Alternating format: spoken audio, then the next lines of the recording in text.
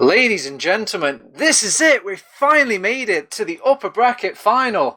Oh, it's good to be on Team Fortress TV tonight. I am TurboTabs, and with me tonight is DuMmTm on my co-cast, my analytical brain, as we've also got another brain in the channel. It is Wiethoofd. He's the brain that's pressing all those buttons, showing all the lovely graphics before your very eyes. But if you're kind of wondering what we're pondering about with our brains, it is ETF2L Season 30 Premiership, baby, sponsored by SVIFT Trading and Scrap.tf. And like I said before, it is upper bracket final, it's playoffs, and it's the two biggest teams in ETF2L right now, Team Se7en and Team SVIFT. Dum, what are you thinking immediately, straight off the bat, straight from your brain? Tell me in your words, what do you think? Well, the first thing I noticed is that SVIFT also sponsored now by SVIFT Trading, so big money coming from those guys, and a big shout out to them both for the season and for helping out SVIFT go to LAN, I guess. And secondly, Se7en a little bit of in an identity crisis. I think most people have realized last week already with whatever happened against the Bin Black. I watched a little bit of a demo of that, but I couldn't stomach everything, so I just stopped watching after 10 minutes. And today they are slightly more on track to their normal lineup, if you can call it that, but after cutting seeds to prepare for LAN, wanting to upgrade that and not have somebody who's its first time being at LAN, they decided to step in Stark instead. And I feel like, personally, it seems like a really rushed decision to just make. They cut their medic, and they don't have like any plan B, so they decide just to fall back on somebody sure they know and like, but who isn't really like a high-level medic main, or even secondary or something like that. Sure, he's not terrible, but like Seeds was not even the best medic in Premiership when he played. He was good, but not the best by any means. And Stark is not even on that level, in my opinion. That it just feels like a really sketchy decision to make this late into the season, and even going to LAN. There's a lot to digest there, Dum. I think we need a little help on this, and I'm going to recruit our boy, Gentleman John, and his lovely plugin. Get some stats on the board. I want to see some Se7en stats, not only so we can just kind of wrap our eyeballs around what possibly could be the lineup playing tonight for Se7en, but maybe have a theorize, a craft at, how all these players have been doing throughout the season. It's not just been a race, Dum. It's been a marathon for both of these teams. So we could probably have a look at the stats over for them. So if everything's working on your end, Dom, you should be seeing the Se7en stats right in front of your eyes right now. And there's my sort of predictions, what I thought was going to be played out tonight. It was going to be Starkey on Medic, Cadis on Demo, Ams on that Pocket Soldier, Crady would be playing Scout alongside Falash, and Adiski will be playing that Roaming Soldier. But I think I've got it wrong tonight. I think we're actually going to see a bit of Tiger action tonight for once in this season. Yeah, finally unbanned. It took a little while there to recover from the little demo debacle he had last season, so finally back to be able to actually play officials with Se7en. And I mean, we all know him from previous seasons. He's a great scout. It's not like they benched him or anything, so Kaido can take his well-deserved break now that he probably wanted to begin with last season, but had to step in for him. So Tiger's back, wants to get some kills, and will be stepping in. Tiger is still really, really good on Sniper. Kaido is probably more well known for his Sniper more so than his Scout, but both are really respectable on Eva class. So it's not like it's like quality-wise a major change or anything. Otherwise, like I already mentioned, the thing that like stands out is the Stark Medic. It's kind of like the oddball here. Everybody else is obviously still the same, and you'd expect them to still do well, but I don't know. It's not been going too hot, both in officials and in scrims. It's been a little bit here and there, more shaky than in like the rest of the season. So if there's ever been a time where they're beatable in like the past, like this entire year, basically, it's now. Okay. Well, if these questions are too hard to ask, we could maybe change the question just outright. Let's bring some SVIFT into this. Let's get some SVIFT team pages up. We'll kind of ponder our eyes over, and this is a team that isn't really surprising us in any way. They've started the same at this season with this lineup, and they've stayed the same with this lineup. And well, almost. There was a little bit of switch up with funds in Crafty Dave, but for the most part, yes. Yeah, you are correct. I think they were going to start off for a little bit with funds, and then he would kind of switch off to Crafty, and then it would stay with Crafty, but it kind of just stuck with funds in the end. I'm not sure if you want to get too much into the details of that, but do you think, is there anybody in this lineup here, Dom, from the Swift squad that we should highlight in this match? Who do you think is going to go huge in this Se7en versus SVIFT game? With LAN coming up, there's always somebody to look out for. He has never played a bad LAN, and LAN is just a month away, a little less so even. And he wants to perform big every single time, so he's definitely like one of those key players for them. On the like weaker end, like traditionally, Samsey and Connor hadn't had necessarily the best relationship here. If I remember correctly, a quote from Samsey was, "If he messes up, he's cut." Now he has his own T-shirt. So I don't know what's up with that, but maybe it's been going a little bit uphill there in the Samsey Connor department, and you know it could help, especially if you compare it to Se7en and Stark here. Yeah, but I think that's just Samsey. That's his attitude. He's always been his harshest critic, in my opinion. That is true. I don't think the guy, and that's why he strives to just be as good as he is right now, and where he's got to the position.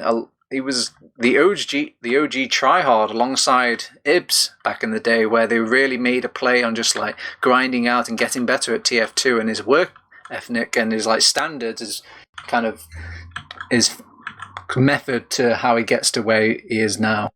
But we could probably look at some other stat pages, and Wiethoofd, just bring me up any stat page. Bring me up maybe a team head-to-head. That would be pretty cool. Or, well, I'll take a Smear one. It's okay. It's fine. Because Smear, Cadus, this is a match that gets called into contention a lot, Dom. These two demo men have like almost sort of two different styles, in my opinion, compared to, as you can even, it's the stats kind of back this up as well. Look at the amount of kills compared to Cadus. Cadus is kind of falling back on more of that utilitarian role as a demo man, while Smear's being more of a, hey, I'm going to lay down the damage and lay down the kills and lay down some pretty sick mid domination as well. Like, who do you favor in this demo man matchup, Dom? Well, stat-wise, it's hard to argue if you just look at the raw numbers here, but that's not all there is. Cadus also has the huge role of main calling for his team, which often is just completely undervalued for a lot of people, but it's just really, really important. That's why his survival is so much more important in a lot of these situations, and that's why they make sure he doesn't die as much. The difference is just like one death per map, but in the end, both of them have like dominated over the course of the season, except in their own matchups, really. So that is just being disclosed, just that they had these really great matches against most of the rest of Premiership, and that's why the one important difference, the death difference, it's so small, but it's still the crucial difference here between the two. Right, I think we do have the map picks and bans now. I'm going to have to Alt-Tab. Oh dear. Hold my hand. Alright, okay. So I made it to the side, don't worry. And it looks like I can announce them off here. I think Wiethoofd might even have a nice little graphic for everybody if he's got one prepared. Otherwise, you're just going to have to listen to my sounds, honey-filled voice, as I'll list them off here. So, Se7en starts off with the ban, and they get the first ban of Product. SVIFT follows by banning Cardinal. SVIFT then picks Snakewater. Se7en picks Gullywash. Se7en then bans Product, and then wait, is that repeated again? I was going to say they can't ban it twice. They ban Granary, and then SVIFT ban Prolands, and then that leaves Process to be the decider. So just to confirm for everybody, our maps tonight will be Snakewater, Gullywash, and Process. Dom, tell me about your thought process about hearing these map picks and bans. Is there anything that's jumping out at you? I think this is about expectable as they come. Both in general, Snake, Gully, Process is just like the trio of maps that you always see everywhere, for one. But secondly, with a little bit more detail here, Se7en bans Product. That's no surprise. They have a historical weakness on that map. And sure, they have Tiger Sniping, but Curtis Sniping is the more consistent one of the two. So why take the risk against a team that's still really, really strong? Potentially on Product as well. Don't want to take the risk. SVIFT bans Cardinal, which I feel like the Se7en's big brain play here, like the smartest thing they've done so far, and the game hasn't started, which is not banning Cardinal themselves, and leave that to SVIFT, because neither of them like Cardinal. Most people don't, unfortunately. The map has its issues, needs some rework. We all know that after the season. But yeah, leaving that to SVIFT to ban is just nice, so they can like ban stuff they want later on. The picks are pretty standard. I've seen a little bit of warm-ups. Swift come from a hot warm-up against Aura Electro again, I think, from Snakewater, so they warmed up 7, pick Scully, everybody likes Scully, they do too. It's a really strong map for them, historically speaking, with the lineup they have as well. Ban Granaries might be interesting, I guess, but then again, they would choose between Grand Prolans and a process. It's like, pick your poison, really, and Swift makes the smarter move of banning Badlands. 7, it's one of the stronger maps, so they hoped to get one of those two Badlands or process in, and leaving process for the side is about the smartest thing anybody can do ever, because just everybody likes it. Yeah, I mean, I even had a quick go myself at predicting these two teams, and I couldn't be any more right. I'm so smug about it. Apart from the only thing that kind of slipped me up a little bit, I thought Swift favoured Granary a bit more than their Snakewater. I haven't seen the Snakewater in a while. Maybe they've made some strides on this map, or maybe it's just that comfort pick for Smear and company. But I don't know, I felt like the Granary is just so much stronger compared to Sevens. But who knows? Who knows? We still get pretty much a healthy selection between both of these two teams, and I'd say there's no loss basically for either two of these teams in this map pick and ban, in my opinion. Anyway, we've got the bans out of the way now. We've got all the map picks sorted. We could maybe chew a bit more into the fresh name of this server, Starkey, who we've actually seen him one time before in the playoff, but other than that, we haven't really heard much of the lad. The guy has been away for all season, and now he's decided to turn his head back in, and I can't even remember the last time this boy's played Medic, let alone taken a huge break and then come back to play Medic. Do you think that's going to play into any of it tonight, Dom? Nerf-wise, I don't think at all. He has too much experience for him to let this get into his head. Performance-wise in general, though, it's a different story, because he's well known for his scout. He has a great solly as well. And this match is a little bit unheard of, and the bit I've seen doesn't strike the level of confidence that Se7en maybe wants going forward. He does some somewhat questionable plays, not to say that he's completely terrible or anything, but, you know, with the standard that Premiership brings with itself, it's just a little bit below that, in my opinion, and I don't know, Swift needs to make sure to abuse that every once in a while. Do you think there'll be any sort of, you know, those times where people that play Medic is usually those sort of double mixers, and they play a bit more aggro, they kind of go for the more fun plays. Do you think we'll see that from Starkey tonight, or do you think he's able to kind of turn on his like official cap and start thinking, okay, I need to play like an official Medic, I have to play like the Medic main that really wants to concentrate on not dying? Or do we expect a player like Starkey to still keep going for these massive plays as a Medic, or going for maybe some more crossbow antics? I think it really depends how the entire team atmosphere is, just in general, with LAN coming up as well, and this being a pretty decisive map going forward to the season. You don't want to like go through some extra steps here and just get the easier one. So if they can get themselves overall in the game, then he will stay in focus as well. Well, speaking of steps, we've made our first Dome. It is our first map of our ETF2L Season 30 Premiership, sponsored by SVIFT Trading and Scrap.tf. It's Teamfortress.tv, baby, and we're covering Se7en versus SVIFT on this Snakewater map. And the first thing I'm seeing on this mid is a big bomb in, coming in from a Disky, or actually it looks like a kind of returning back to his prior position. It was actually a cover for AMS to make the jump forward, but he's been isolated, controlled. Flash is still trying to push the line despite no real sort of puncture coming in from AMS, and as SVIFT slowly but surely push across the point, they are getting more ground, but they're losing players as it goes by. Funds will kind of equalise that out and get a double kill out of thin air, it seems, and with Cadus alive, I don't think he can really do much against these 3 players left from SVIFT, so SVIFT will take this first mid decisively. That was kind of strange. That's something I noticed recently as well in general for Se7en, which is the lack of double bombs. They switched to a style that revolves more around single bombs for the mids, and it's not going as well as their previous mid strategies at all. So Swift able to just deny the first jump and then have a lot more freedom themselves. Found Stark just completely alone with his arrows on center grass area of the midpoint, and he just got jumped, completely taken out. That's exactly what I meant earlier on, that he's just that little bit disconnected from the team and just becomes the target suddenly. Well, on the bright side for both of these teams, both of the medics got tied up in the death queue, so there won't be any Ubers into the into the mix until they build them up right now. They're both sitting about the same percentage, so I don't expect any sort of dot pushes from either of these two teams, but the gentleman's code kind of calls for SVIFT to make the first jump here, as they do have the respawner advantage.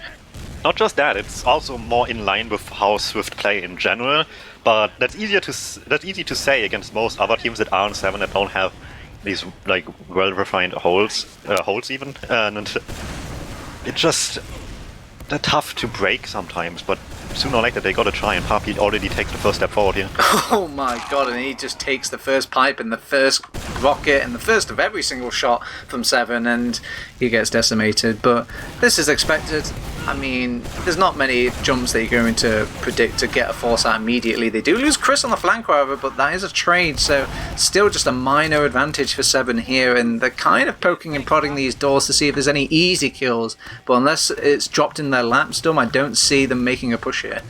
Yeah, that's the kind of thing that SVIFT would like to be able to abuse. Just one player down, like difference between the two teams, but 2 down on Se7en would be something they might consider worth it trying for. But Se7en much more careful in that regard. Don't take any risk in that regard. Papi comes back up on the battalion's backup, so well prepared for the stalemate. He likes that thing. Brings with itself nice little 30% defense resistance, and a little bit more so against sentry guns, but that won't be obviously any concern here on the second point.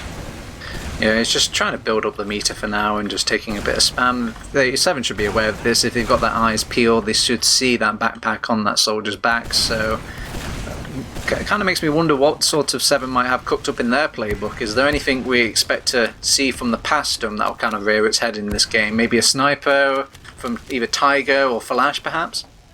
That would be a very natural expectation here, especially on a map like Snackwater with these long, safe sidelines for a sniper, where you don't have to commit that far into just deny people any chances of going forward. But so far that's not the case. They want to stay vanilla here for now for the most part. Eventually though, the Flash spy comes out ringing, wants to get behind them.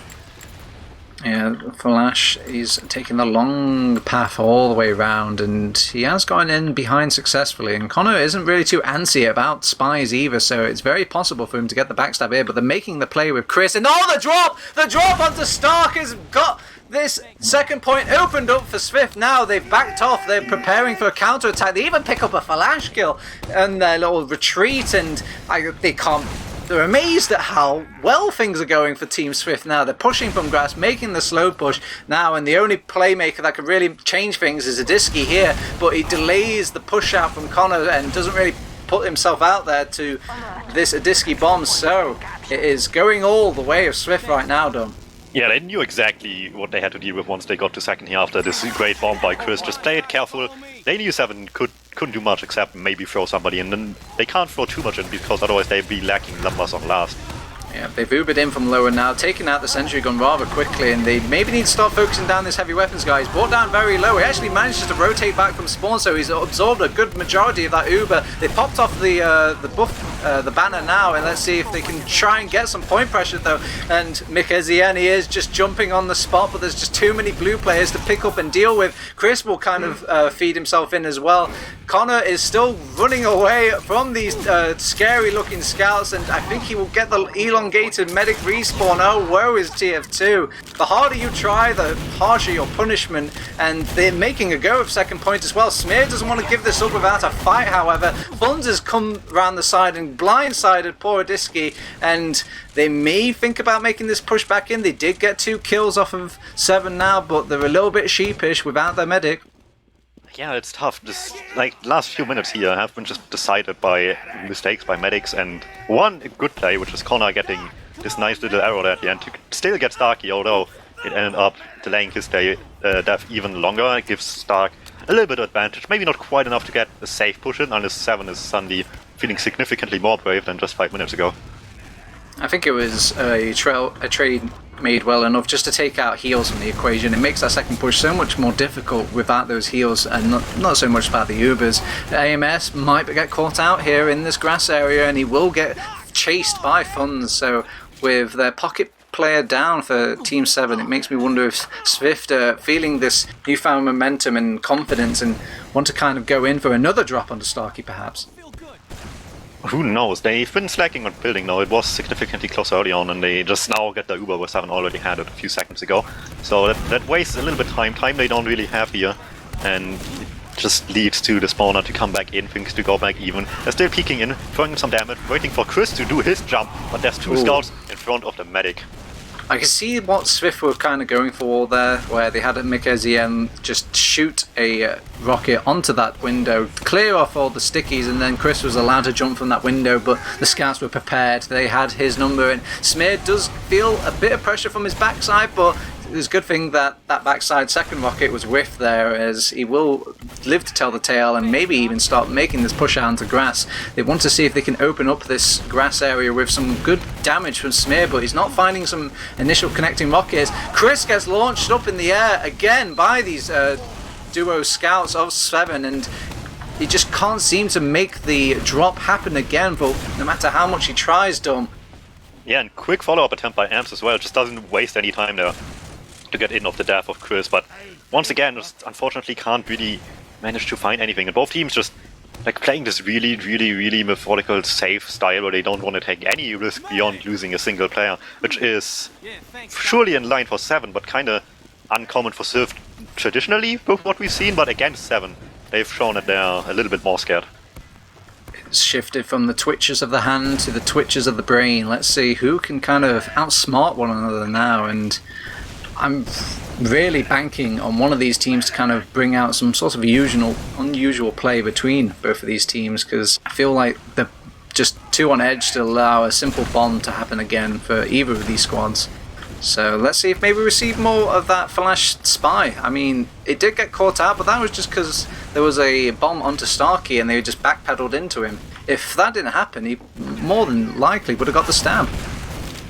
Maybe. Off-classes could definitely help you. We haven't seen any sniper yet, and both teams certainly do have capable ones, so maybe that could be a solution, but for that, you still need like some way to get back into spawn, so something would have to die in the first place.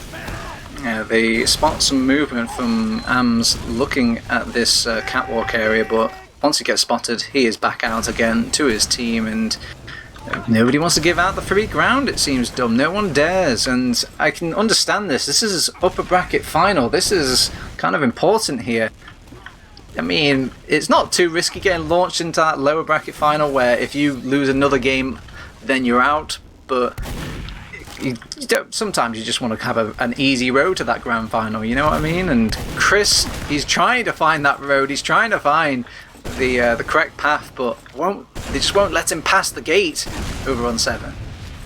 Yeah, and like all this really accomplishes is that it will sooner or later force another midfight to happen. Nobody has around yet, so it doesn't even effectively waste time here. It's not like it brings any side closer to victory. It just brings both of them closer to have to roll out again, really. So not much is getting accomplished here, and it doesn't just favor anybody. In my sort of hindsight, Dom, I haven't updated my HUD to actually include the round timer, so I hope this round timer doesn't kick in at some point, as Chris will go in for another bomb and he will go down again. We've all seen this song and dance before. Let's see if you can sing along, ladies and gentlemen, as you know the words by this point. AMS, oh, it's actually a Disky who takes his shot this time. I guess AMS has tapped out these bomb attempts, as he will give it a good college try, and it will be a good college fail for that lad, as it's gone back to the stalemate. But we have Chris going sniper. They don't do anything fancy. They don't do the double switch around where the scout goes back to spawn when the study respawn. No, they just switch him off to sniper. But at the same time, Disky goes by. For one, he will be checking it. He will be seeing it. Secondly, he switches back up again, so he knows what's going on. And we see Palash going all the way back, so he might switch off as well. Yeah, Chris has revealed himself, however, with that first sniper and Takeda body shot. It will kind of reveal to the rest of Se7en now that there is a sniper to deal with. They need to cover the sight lines, start spamming those doorways and peppering with those scattergun shots. But like a good sniper, Chris is going to keep rotating, keep them on their toes, guessing where he could be attacking from and striking them from. And as long as Stark doesn't kind of put himself out there, I don't think Chris is going to find anything. Yeah, it's gotta be tough, and now it's a sniper fight as well, where you can't just have all the freedom you want, and worse, it happens getting spammed because Another one is there as well. Flash gets the body shot and Chris takes him down immediately. Now he has the freedom to do as he pleases as long as he keeps his health bar in check.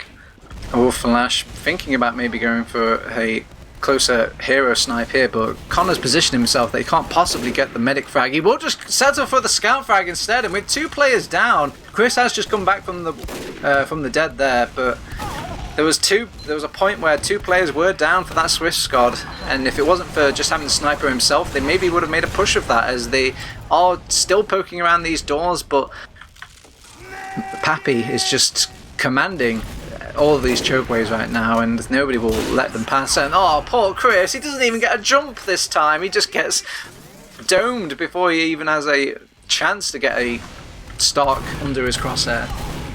You mildly missed a huge air shot onto Disky there, who, for what it's worth, did a really smart play, using the opportunity, like you mentioned, that there's 2 players down with the spawner not quite being on the field yet, to just wrap all the way around, coming from behind instead. But Papi's eyes were fast enough and his mouse as well, so he got the shot off and denied that attempt. God damn it, it's these snipers, dumb. Every time there's a sniper on the field, I feel like I need to watch the sniper, and every time I'm not watching the sniper, Flash is getting headshots now. What do I do, dumb? Do I look at the soldiers? Do I look at the sniper? Alright, well, let's see. I'm going to bank on Flash. Please go big, Flash, otherwise I'm going to look like a fool. Oh, there you go. He gets his 5th kill of the sniper streak so far, and gets the demo man. That's a massive pick for them now. And gets a drop. Oh, from behind, once again, he did exactly what Disky wanted to do, but this time they put up pressure in front as well, and you got the distraction going. Yeah, Chris is also on the back cap as well. He will get cleaned up by Tiger and company, but oh, Samsy thought he could hide around this corner and get the second layer of back capping going, but they see right through him over on 7, and Flash is still on sniper, keep in mind, so there's going to be a bit of pressure going into the second point, and finally we see some movement, and it's not what Swift were hoping for. Despite using an Uber, despite all the back caps, it's still gone 7's way. Yeah, that was really well done. They figured out what went wrong the first time around, immediately fixed it the second time to perfection there. And not just a force to drop, it will be, and pressure up on second. They jump forward aggressively, trying to deny people, but there's nobody to be denied. Swift safely on last, already playing for the hold instead. They have Chris hiding. Oh my god, Chris, go back home! Get out of my service, Esvalan! Dear lord, he just turned around for a second and they're going in despite 2 players not joining this fight for 7. They're entering this last fight, and that's how you do a last point, Swift. They make that look so easy on 7, Dom. Yeah, it took them a long time to formulate the play they wanted, but once it was going, it was just beautiful and converted nicely off of the advantage they had into last as well. It's a shame as well, because 7 is truly, no matter how many players you switch out in this team, they stay as one of the better teams that hold an advantage over you. Just Headmaster Kados making sure he never loses grip of that advantage, and maybe Swift will have to break boundaries here if they really want to take this one round away from 7, as they're going into their second mid now. They're trying to gain more ground like they did last time, and they're doing a good job of pushing the line, but one little weakness shows itself, and that's Chris. He goes down. Adisky tries to bomb in now. Now they've got a bit of a player advantage, but he feeds in, essentially, and that will be a mid cap again for Team Swift. Yeah, twice in a row now they focus on these mids. They realize who's the key target to get here for the coordination and they take them out early, so they're lacking just that.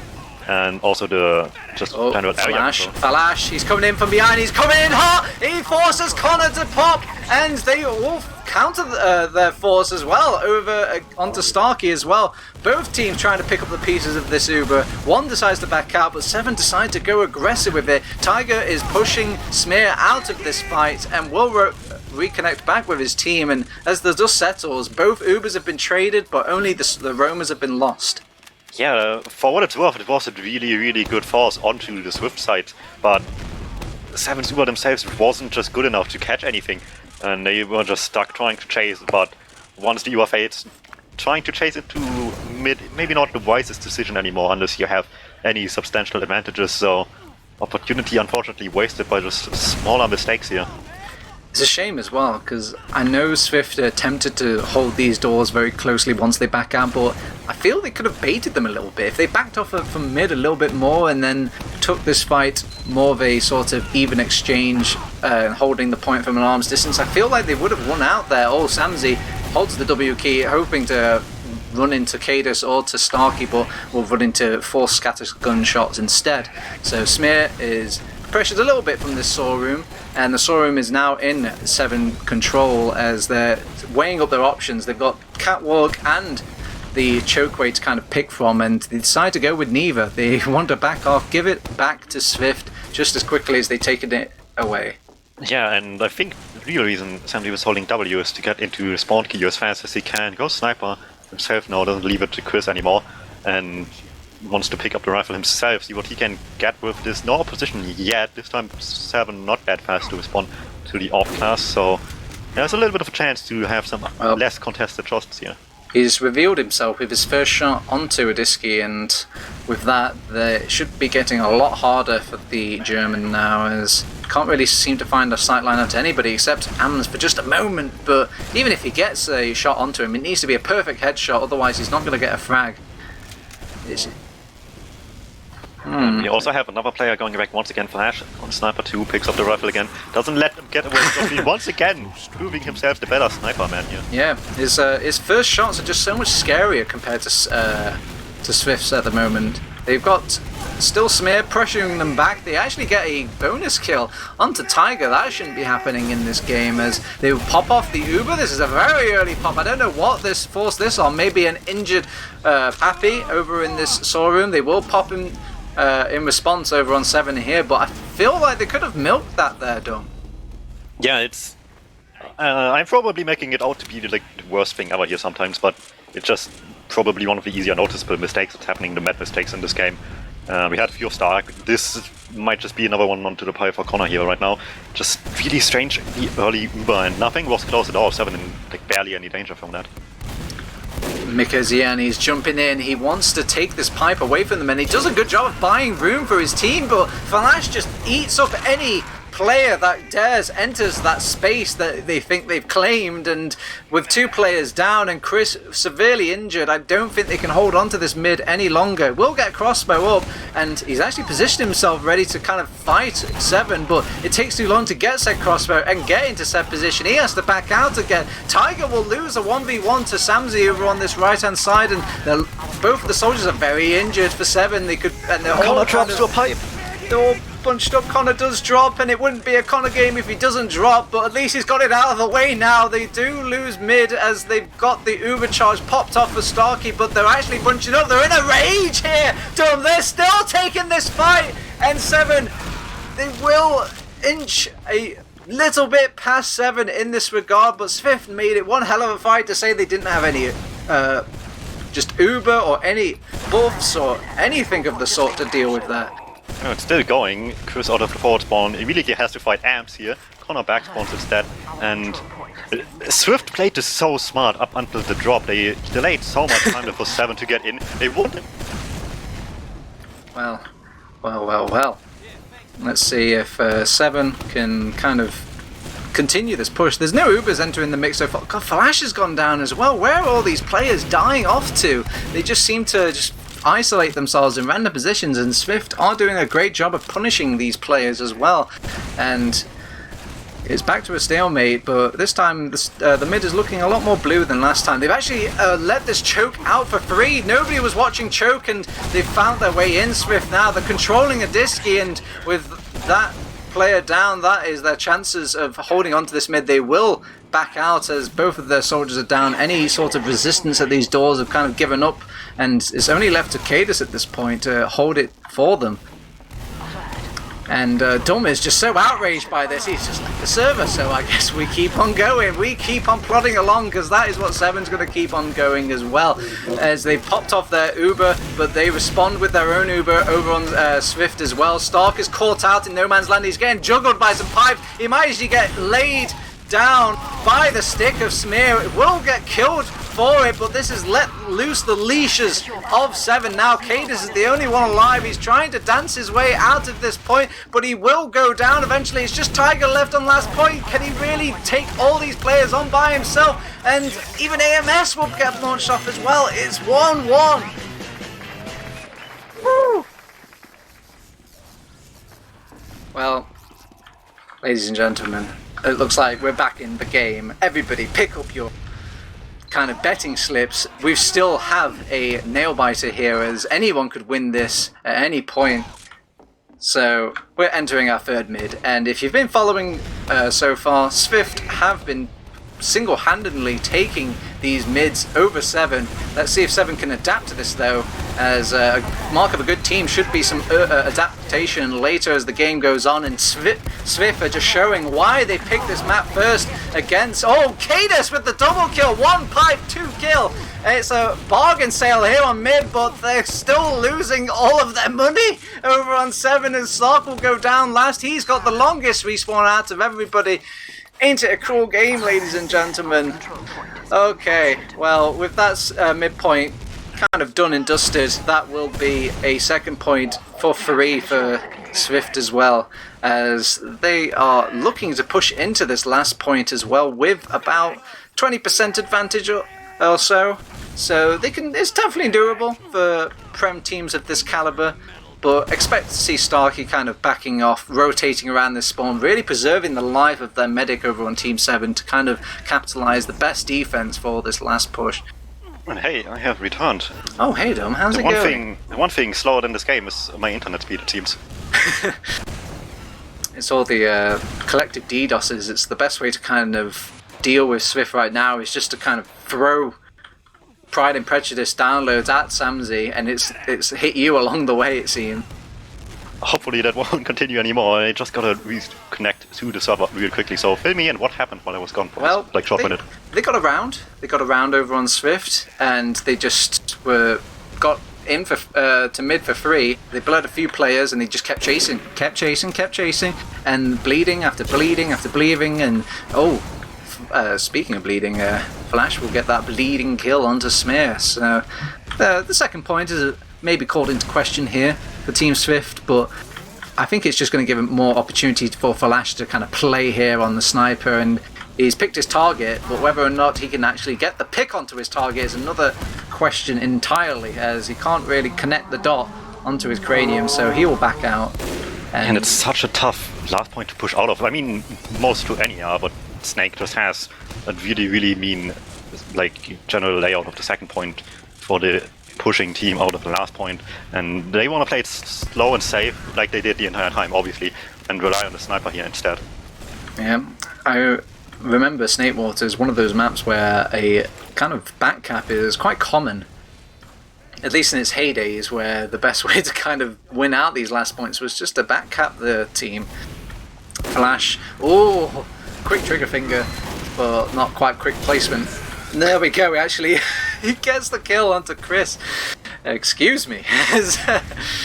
He will go down, and again, it just gives more room for Flash to have another crack at it, but I don't think they're finding an easy position for him. He will go and just commit to the lower position, but that's the hardest place to get a snipe off most of all. That's really a kind of an out-of-the-box play for this sniper. Yeah, and even harder from there to get a pick onto any valuable target. Sure, you can get a kill, but that won't get very far. Remember at the beginning of the game, Flash got a 5k, and only the 5th kill actually mattered in the end in terms of the push into the midpoint. Now, if you're SVIFT, you're probably feeling a little bit nervous, because in the time that they've had Se7en in this position before Dum, it didn't go so well. They actually got like a heartbroken round where they got pushed all the way from Se7en's last to their last and losing that round. So at the very least, they should be discouraged at making willy-nilly plays, as they're going to hope for a sure sign that they'll make this push out. But who's going to give them that sign? Whose eyes are you looking at right now, Dum, to expect the big plays to come from? I don't know, because time-wise it's so tough to see Se7en still do much at all aggressively and not just force mistakes out of SVIFT instead, which is arguably the much safer, even if much more boring way of doing this. And so far that's exactly what's happening. Chris just lands directly in front of it. He will get taken down instead. Yeah, they've got a sentry gun, they've got Spencer, they're getting prime real estate and sort of utensils over on this last point. It's just getting harder and harder for poor little SVIFT. And oh god, Flash! He just gets another drop onto him! Why is this play? Okay, alright, well, again, it wouldn't be a SVIFT game if Connor doesn't drop a few Ubers. Maybe not just one, maybe he just needs to get it all out of his system in one quick go. Oh god, the soldiers have made Okay, well, everyone's just popping off, it seems, Dom, and I'm missing all of it. Yeah, but unfortunately for Swift, it's mostly blue players. They had Connor in that same position the majority of the time and kept the upper order in check and just let him get these angles where he just can't access Connor in that spot from. But the moment they let him get away with it, he just got the shot he wanted. And I feel like that's the story of the game. The moment Flash picks Connor, he just gets what he wants. Alright, well, they don't really want to contest this mid whatsoever on Swift. They are down. Oh, Smear's just run in. He's hoping to get a pop onto Starkey, and Starkey has popped. What was he? Why did he pop there? Nobody was really endangering him. I guess that was just the blue light to go sort of Uber, where you wanted just your teammates to go forward, not even worry about jumping damage. They just need to go, move. It's time to strike if you're over on 7. And I say strike, they're backing. So it's an Uber charge for Connor, and let's cross our fingers and hope he can hold on to this one. Yeah, once again, tough one to push out of, but they have this Uber ad, so they need to make it count. 7th, on the other hand, will have to dodge this one as much as they can. They're already building heavily, so they have it up by the time Connor's one fades, and that's all that really matters for them right now. Chris is under, and I think he may have been spotted. Yeah, Cadus maybe got a sightline onto him, and Chris decides to back out instead. And this Uber has gone to waste over on Swift, it seems. They don't dare push out, Dom. Yeah, and at this point, they really don't have much of a choice. Once the stalemate starts, 7 can just clock down the timer here, and sure, it might seem like a rush play at the time here with 2 minutes left just to go in with this little bit of advantage they have, but they don't have much of a choice in my opinion. Right now they're just making it harder and harder for themselves. Yeah, it really is up to 7 at this point, where they can run down the clock to make it so it's only possible for them to win this round as opposed to losing in any rate if you just risk it now. And Samsy will actually lower the risk of losing this round by taking Tiger out over on this right hand side, but again, they can just wait just about 30 more seconds, and I don't think it's quite possible, even if everybody just took their hands off the keyboard from 7, for Swift to close out another round here. So just a bit of a patient game. If everyone can just hold on to their caps for about 5 more seconds, I think we can see 7 pushing in round about now. Which makes this spy by Samsy a little bit more questionable, because they do want to have the setup ready by the time the push comes in. He's just busy checking. Does switch off, so he doesn't decide to stick with it though. Wow, they're just making a slow push from Shutter. This is kind of unheard of, as they will pop off the Uber now. The Sentry Gun forces their hand and all the spam as well, but they haven't really given too much over on 7 here, and they've all bunched up on this left-hand side. Oh, what a clump! Ams lays down some huge damage. Cadus follows with his own pipes as well, but Connor will pop off his Uber that he's been milking this entire time. Cadus has been spotted. Pappy does not forget about you, says the soldier, as Tiger, he's making a push of it anyway. There's 20 seconds left. It's time to go. Maybe they can just sneak it from underneath their noses. Flash is also pressuring it. Starkey will be the last one to go down, and I think that's it, Dum. I don't think they can send any more players in. Oh, wait, they've got one last player, AMS, jump in main. Let's see if he can get to the point. He cannot. It's 2 seconds left. It's over, ladies and gentlemen. It's a stalemate for our first map of this upper bracket final. Which will mean Golden Cap one more round, and given what we've seen so far, length of that can vary quite a bit. So it would be interesting, and heavily depends on this mid fight as well. You want to get the other medic, you definitely don't want to use your own one. It's going to be a tough one to decide how they want to approach this, and ultimately it all comes down to that, really. Yeah, so with Golden Caps, it does mean that we have a bit of a rule change here. There's going to be no more kind of timer for the entire game. It's going to be someone wins and someone loses. Done. There will be no stalemates here, no ties. Well, I don't know about the stalemate thing. Wait, what now? Never mind. I'm pretty sure like the time just goes on until somebody wins. So, you know, in theory, if both of these teams kind of partake in what they were doing in the first 10 minutes or so over a long period of time, we could be here all night, Dum. For just one map. I'm sure they're really keen on that one, so I'm excited. I want to see some more spy plays that don't work. Yeah, that could work, maybe. Just tire the enemy team out. As both of these teams are just hiking each other up, having a quick maybe drink or bathroom break before the inevitable long marathon of a golden cap it could turn into. We could maybe look at some logs if apparently they haven't uploaded the logs, the greedy players, as they don't dare show the world what's going on with them. So instead we can theorize them. We can just make our own stats like we used to back in the golden age of TF2, where we just thought, this player was doing well, this player was doing well. But who was DuMM's favourite player during all of that? Probably Flash, at least like individual performance-wise, he hit everything today. I mean, if you just look at the scoreboard as well, almost twice as much as the second best player on his team, at least, which is Cadus. So, like on Sniper, he just completely destroyed Swift and took them apart every time another Sniper showed up on the field. He was gone rather quickly. On the unfortunate other side of that end, though, is the fact that they just struggled to do stuff with those kills quickly. They did eventually, but it always took them quite a while, which just wasted a lot of time and maybe cost them a few future opportunities to get another round on the board here. Now, what do you think, looking at this map, Dums, knowing that this is SVIFT's map pick, does this make you confident about the other two maps for Se7en? Or does this make you think, like, that doesn't really matter, is it? And when it comes to the map picks and bans, it shouldn't really mark who should be winning or who should be losing? With these two teams, not too dramatically, or at least not with these two teams on these two maps. Sure, one might like one more map here a little bit more than the other, and I can already feel by saying that I'm completely going to jinx the result of the next map, but it shouldn't have a dramatic change on the outcome here. If it would be any other maps other than these three, maybe much more so, but these are just staple maps that they should have all played a lot. If we go back a few years as well, Se7en used to dominate on this map, for example, back then known as Crowns, I think it was at the time. So it's a little bit up in the air, really.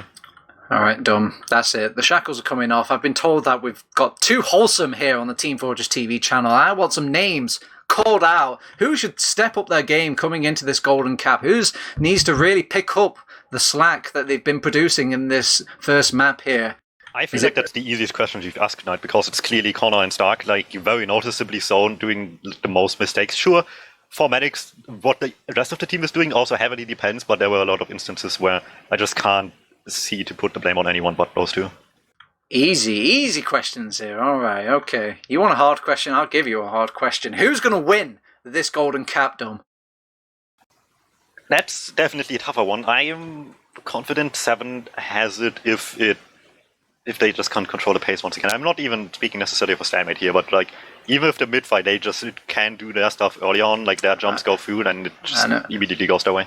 I'm going to give you a chance to change your mind, Dom, because I'm going to remind you, SVIFT have taken all of the mids so far in this Snake Water map. Are you sure you want to go with the 7 card? Yes, why not? Sure. Okay, well, I'll be devil's advocate. I'll go for my boys SVIFT. I feel like they've got them in here. It's time for some change. It's time to dethrone that bleeding number from the top spot. Knock Se7en back into 7th place. Well, I feel like it's a little bit too late for that one. Maybe at LAN. Maybe at LAN. Maybe with a little bit more enchiladas. Food poisoning aside, I think we have gone live here, and ladies and gentlemen, it's the Golden Cap, and it's just our first map of our ETF2L Season Premiership, sponsored by SVIFT Trading and Scrap.tf, and hello, SVIFT.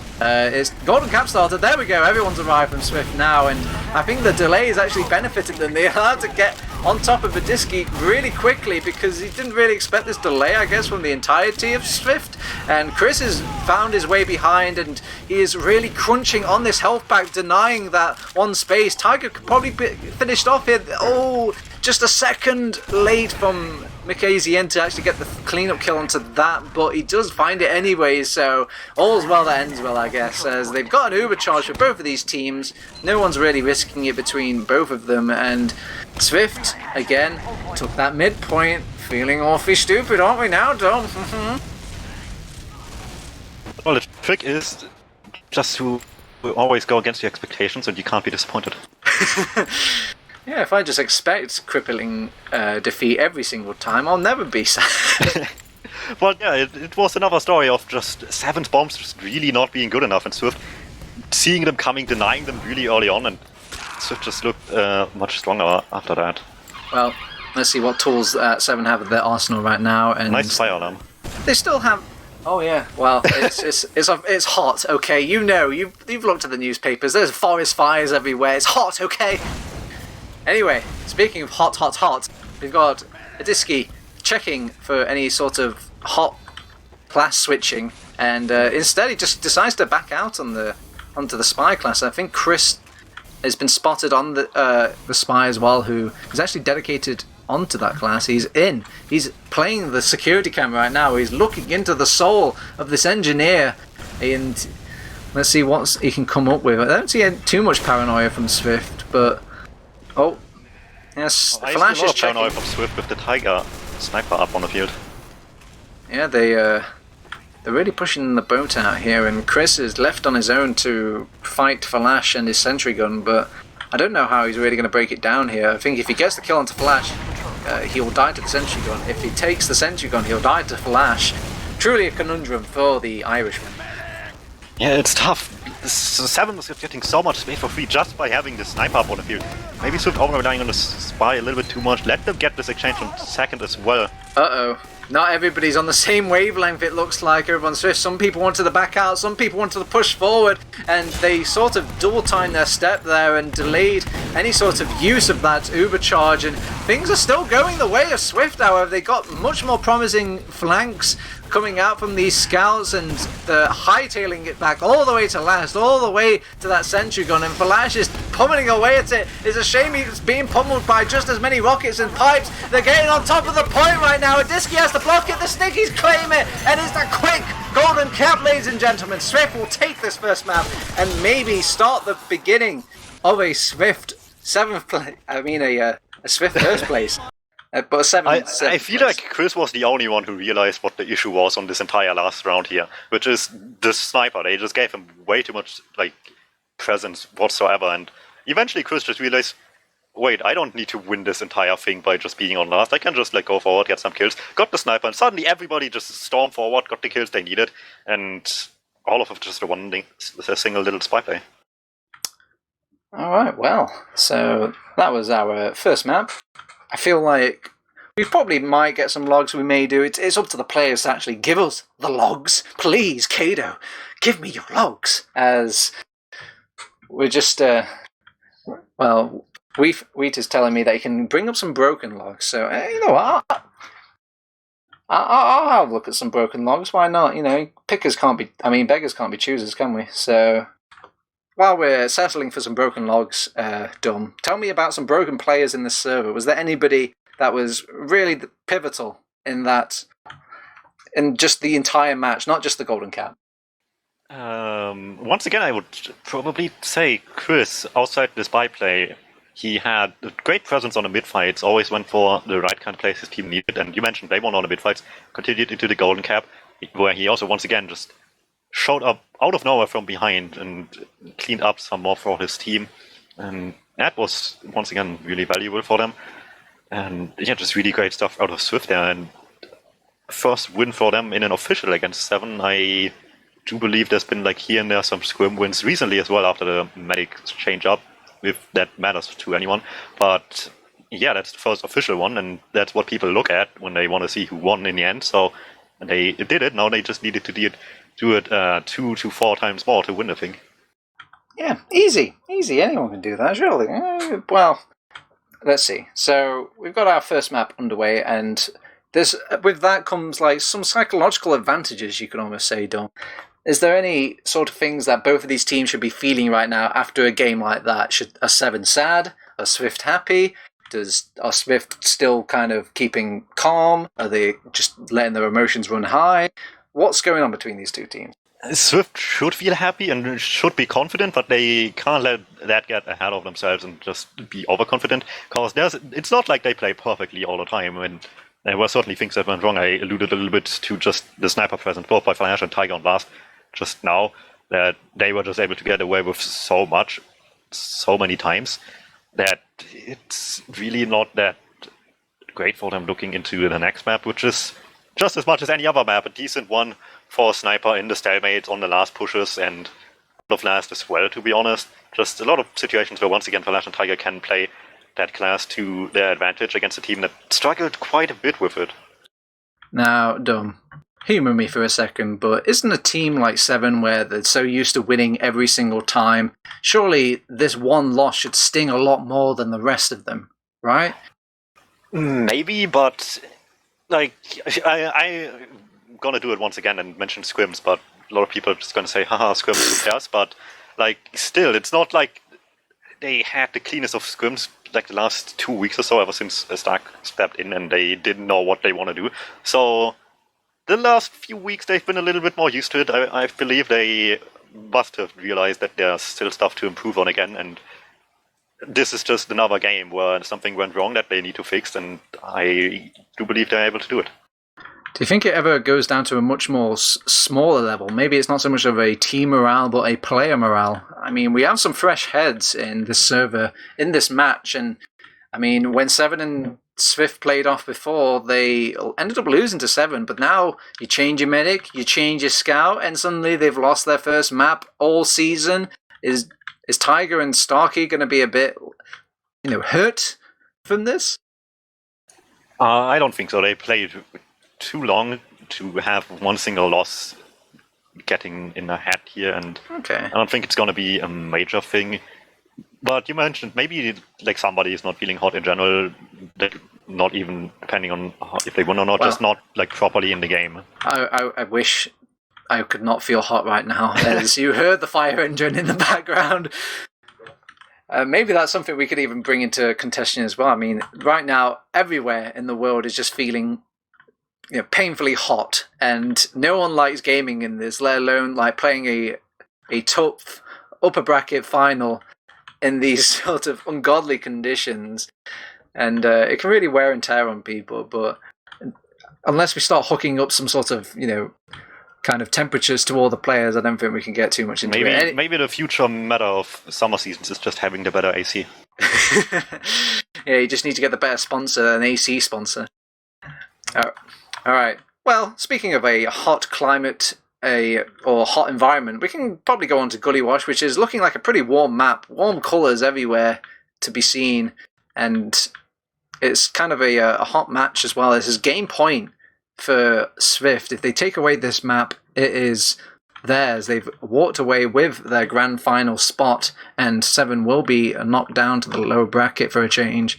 But what do they need to do to accomplish this, Dum? What is the sort of game plan when you're playing a map like Gully Wash to beat Se7en? It's got to be tough. We've seen how much they struggled with the holes, and I myself, unfortunately, couldn't see the moments it went right. So that's on you, unfortunately. But the moment it went wrong, that's the stalemates just couldn't be broken whatsoever. The snipers reigned supreme. Oh my god, Dom! They're actually talking about temperature in the chat. I knew it. I knew this is the reason. But one thing I do wonder about right now, because like seemingly changes every season, is besides getting the safe already first spot into the final, what does the winner of this get otherwise? Because usually it's like some advantage, but the kind of advantage changes every time, and every time somebody complains. Yeah, it's up to maybe the bell curve of just who is more likely to help, it feels like. As I think last season, Ascent were down a map straight off the bat when they went into the grand final from the lower bracket. But I don't think they're doing that anymore, as the kind of salty interviews we've had a little bit after those games. And it makes sense, really. I mean, how is a lower bracket team supposed to kind of step up if they're already a map down against a team that's already established they can beat them? So I can see the logic, but then again, people call into contention like, what's the point of playing a 7-week-long league and then just scrap away all the advantages they've earned from all those 7 weeks? It's a tough argument to kind of call for either side. I'm personally like in favor of advantages for the first place, because at which point, like you mentioned, what's the point really? And like at that point, like if the upper seed loses in the grand finals with like a map advantage or like a series advantage or something like that, they would still end up losing just as many games as everybody else would be. In the rest of the bracket, they would be losing 2 times just like anybody else. So that seemed kind of fair in my eyes, but it was, in my opinion, worth against ETF2L admins, I guess. And I checked again, it is a best of 5 with map pick advantage to the team winning. I don't know how heavily this is, if they can just straight out ban or pick the first 2 maps or something like that. Probably along those lines, I think that's what it's been in the past when there was a map pick advantage. I do believe, but with teams like these, I just can't see it mattering too much, to be honest. Truly a conundrum, but luckily I'm not an ETF2L admin, and so I don't have to even think about this. This is their sort of can of worms to open. As we're going into Gully Wash, what should we expect from this map, Dum? Is there any sort of highlights or kind of like your TF2 101? What is the ins and outs of a Gully Wash map? Much like most mid fights, I'm gonna be watching at what the soldiers are doing at the beginning of the fight. So I mentioned it a little bit. I think the only soldier I haven't really talked about too much is Papi, although he did have a good game overall. But for the mid fights, Chris is usually the playmaker here. Goes behind on Snakeboard. You can do that for sure on Gully as well in different ways. Big door and wrap all the way around. I've seen recently a bit more than otherwise. Or the classic drop down play in some sort. Or just jump directly from wherever you want, really. And that's kind of what Se7en's style is more likely than not. Either a double bomb, and usually one goes directly and one goes the fancy way over big door and then some. So they have their strats there as well. And after how the last few mid fights were, it's going to be interesting to see how successful they are going to be with those. I'm glad you talked about soldiers there, Dum, because I feel you're right. This is not just the mid, but that this is a soldier map through and through. You actually get those rare moments where Roma gets the top frag or top damage on this map because it's just so nice to just roam on. And this does make me easily call into question, who is the better roamer here? Is it, we've got Adiski, we've got Chris, but everyone's kind of playing this roamer style. Ams likes to jump in. Se7en, Papi likes to jump in as well. Who out of all these players strike you as just the better sort of initiator or roamer out of all of these lot? It's tough to say because I think Chris is the more consistent one, but Adiski pulls out these insane miracle plays sometimes out of nowhere. So he's maybe the flashier one of the two. And I feel like that sums up his Roma as well pretty nicely because his Roma after his Devilman presence just came out of nowhere and was pretty good. Has improved steadily since last season, and that's going to be tough to say. I'm going to be watching a little bit more to the demos as a demo myself, obviously, and on Gully Wash for sure as well. We saw the stats a little bit. Smirr is more log hungry than Cadis was in that regard. He valued his life a little bit more, maybe, but if Smirr's damage will matter, if they can play off it, then it's got to be an important thing to look at. Well, here we go. It all matters here in this upper bracket final. ETF2L Season 30 Premiership, brought to you by teamfortress.tv, sponsored by SVIFT Trading and Scrap.tf, and displayed by Se7en and SVIFT. It's Turbo, it's Dum, and it's week 2, and we're into our second map. And I see two soldiers, not just one, but two soldiers enter the mix, and a demo man and a medic leave as they're just feasting on the rest of SVIFT here, and this is more decisive than any sort of mid I've seen so far. Yeah, they fixed some crucial mistakes there. He got exactly what he wanted with his damage, and just great cleanup from there on our early kill onto the medic support. But silver lining for SVIFT is Starkey still died. They got that one going for themselves. Late one as well, so Connor will have maybe not a crucial advantage to be able to push out with, but enough to at least will have before Se7en does. Well, Smear in the meantime has set up a sort of a surprise sticky trap. That one on Shutter Door, a classic to maybe drop maybe an inexperienced medic that doesn't play medic too often over on the blue side. You see what I'm implying here, Dom? Well, in the end, it's a stalemate, so first of all, they need to crack that, and on Se7en's part, I'm curious to see what they got going, because most stalemates weren't really tailored towards that too much. We had this one really long one on Snakewater. Don't worry, but, I hear you loud and clear, Dum. My boy Connor will have that sorted for you in about 30 seconds time. I'm sure that kid needs to get his drops in and out of the wave. We'll see. Maybe the rest of SVIFT will do something about it. There was this one short moment on Snakewater where Connor just dropped again, one mid or something like that, and week 1 SVIFT just shined through. Just let Connor die and kill everything else. They almost did it. Just 2 people barely survived. Do you think this is just the training method for them? Connor's like, you have to fight like you never have Uber. Only then you will get an Uber, Confucius says. Maybe. I definitely felt like that at the beginning of the season. I feel like they improved quite a bit in that regard since then. So far, Se7en, however, like I mentioned, not too keen on doing anything. They struggled on Snakewater already to be the aggressive initiators on the stalemate, just kind of let stuff happen until eventually the sniper did some stuff to create an opening. Let's see, Tiger just one's presence on the point, and the rest of the team spams steadily, but so far nothing too crazy happening with that. Okay, they forced my hand on. I'm going to have to talk about the engineer spot. This is what a caster does when he's in a dire point in stalemate land, and he has to talk about the meta of where you put your sentry gun and where you place it down. And so far, Samsy's actually opted for quite a fairly uncommon spot where he's just kind of all favouring on this left-hand side, right next to his medic. And is this a good spot? Is this a bad spot? What are the pros and cons of this place as opposed to like its common spot on the right-hand side in that little nook? It's definitely like quicker to get anything that will touch Connor, and I feel like that's the main issue they want to address with that. Also, you can see Fun just steadily airblast anything away from it, which is another nice little bonus. Well, they tried to capitalise off this by maybe getting some cap time on the point. Tiger was on there for a moment, and Smear could have ended his life, but was a bit slow off the sticky detonate trigger finger, as he's still in no man's land or no man's water, trying to get out, but all the pipes and the rockets are denying him. There we go, he actually gets clipped by a pipe. Oh, Tiger, it's a tough game. So they're back on their second point. They've still got their overcharges between both of these teams. Nobody is kind of risking their safety nets at the moment, as maybe a bit of risk coming out from SVIFT right now, holding the lobby instead of just the very last point. But they probably will back off as soon as they lay eyes on the Disky up in this riverside area. Now we have, just as the first patch of the match rings out, we see another sniper coming on the field as well. Flash switches just as Chris gets his shot off. Gets Cadus though, that's an important one. Potentially they can do something with this.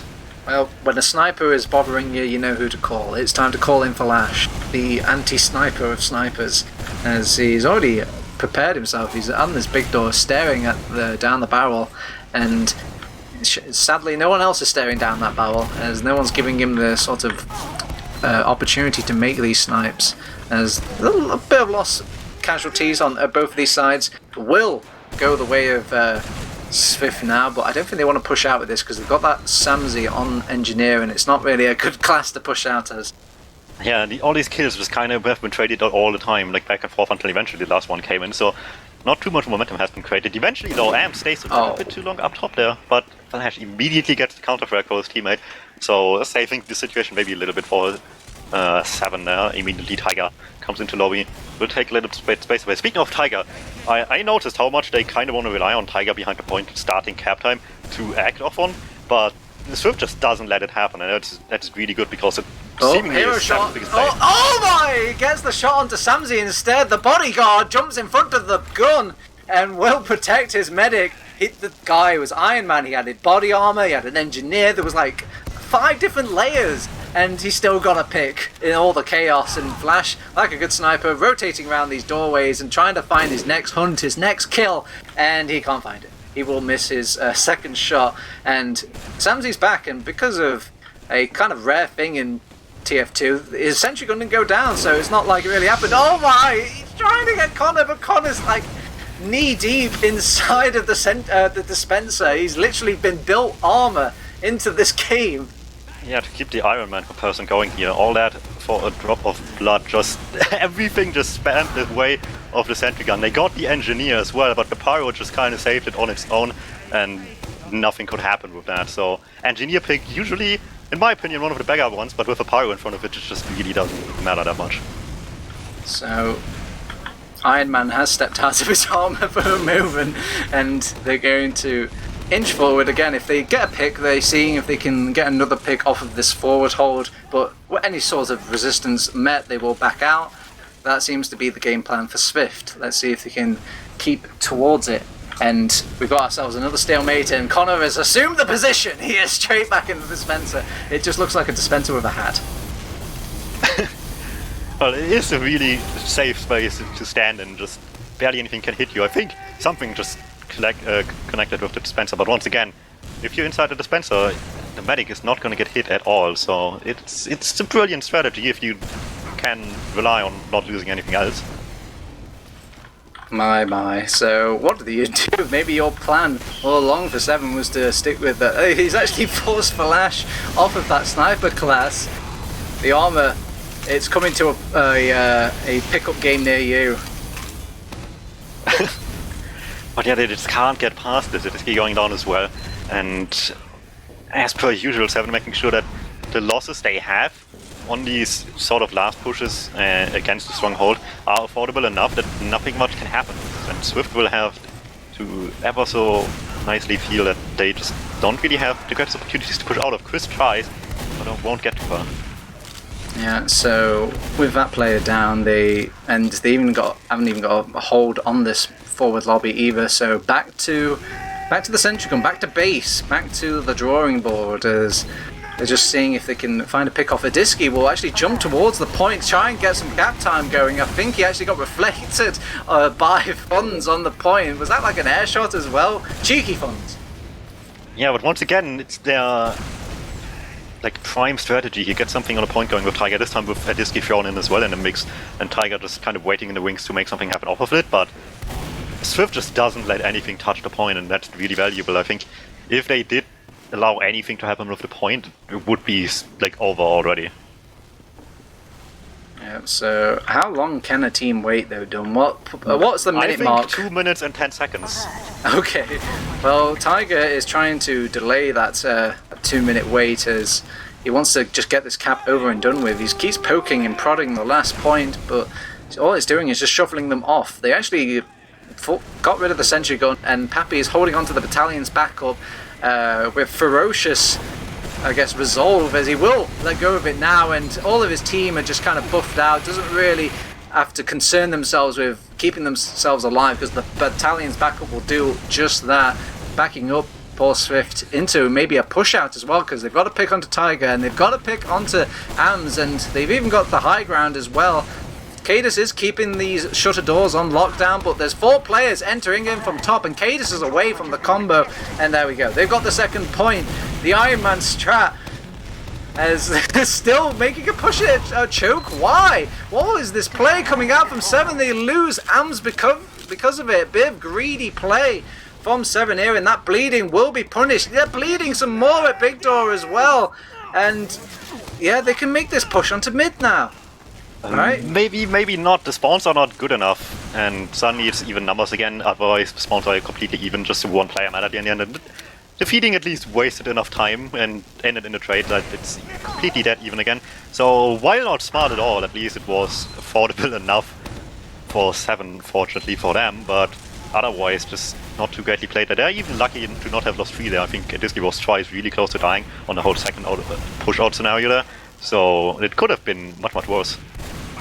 They want to make the play at the choke. They've actually popped off the Uber, really want to get on top of Connor, and it looks like it's the behind play. You see this a lot on Gully Watch. They force off an Uber and then they send that one soldier that dedicated in to get him behind into the enemy base, and AMS is most certainly behind. He is in, he's hoovering all the health packs, all the ammo packs, just being a general pest. Does get kind of into a dangerous place in the top area, but cleaned up nonetheless. Bought a lot of ground for his team though, a lot of space, and they've capitalized off this. They've got a second point, they want to contest this now. Nobody's capping the point, but nobody's blocking Tiger's either. already on last. Tiger's already on last, he's going to cap it! Oh, that is how you take away the any sort of sentry gun play. You meet them at last before they have a chance to build it. And that's the old Se7en I know. Just win around on second. Who cares for the last point? And that's exactly what they are known for. That's exactly what they're best at. And sure, they struggled with the last point, but they played perfectly around the situation they had at hand at second and made the right kind of mistakes. Second mid, but it's okay. SVIFT have had this happen in their first map. Maybe they can make their magic happen again in this second map, but not with Adiski and AMS getting so much damage like they do on that on the second mid as well. The soldiers are just creaming them with damage, and Chris is the only one alive because he took the drop down play, but the weakness of that is they can just ignore him. They even cut him off from his exit. The only exit he had was that drop down that he took, and Tiger and Flash are staring him down at that, and they make it his grave. It will be a mid to Se7en. But not at the cost of their medic's life. Connor will have advantage. Won't have quite yet, but will be up any second, and they might as well just bluff it forward a little bit. She can only do that so much, but Se7en takes the bait. Connor on 86%, and just is too scared of it, so Se7en thinks better of it, moves back, and now Connor will have for mid. Yeah, they make a dot push out of this. The goal going from big door. They pop very early though to kind of compensate, and they will get a few kills, but I'm just not sure if it was needed. Maybe, maybe not. They just wanted to play it safe, it seems. They got some kills for it, so it will waste some time. Not nearly enough to get an Uber up themselves, so they better have the plan B here. Now, do you think Se7en have the confidence to go in with their own Uber though? Stark has dropped down to the lower ground, so if they all go in from big door area and maybe just try and kite him around, they could make a sort of play with that, forcing out the Uber from the Englishman. But they step back off, respect the Uber, respect Se7en, and just see if they can do it the old-fashioned way. By, well, there should be a foursome mid. I'm looking for it. Stark is looking for it, but I can't find it. Yeah, Chris died like early on in just a random fight in the choke point, so hadn't had the Roma up in time and just couldn't get the play going, and that's kind of what you want here, just to be able to leapfrog it back and forth in your own favor. But isn't that why you've got your second Roma, Pappy? Se7en, he's there to, you know, just to fill the void, fill those shoes. Yeah, then you're down 2 suddenly, and an Uber coming your way with one less person to attack Connor with, and I don't think that would have been too wise. I mean, there's always the discussion to be made for risk reward, but they're taking it safe. Okay, so with both Ubers between both of these teams, it's looking awfully similar to a picture we saw before, but it's just a couple minutes back, as it looks like maybe they want to go for a bait play with Cadus on this big door area. He's primed a lot of stickies on this big door, and he's hoping that somebody will chase out a Disky, but Ams is the only one that's kind of making plays happen right now, as Pappy's in. He's right on top of the demo man. Cadus was brought down very low, but he was cradled by a couple of scouts and Starkey as well. And because of these risks, he will go down, and this was poor timing because the flank is getting punished over on SVIFT as well, and Connor's forced to actually retreat back into the base, and that's the second point lost for SVIFT, and we're back at last. Yeah, I think that answers your question as to why they didn't have both of the Soldies die at the same time, because exactly this kind of thing would happen. Alright, Dom, you don't have to rub it in.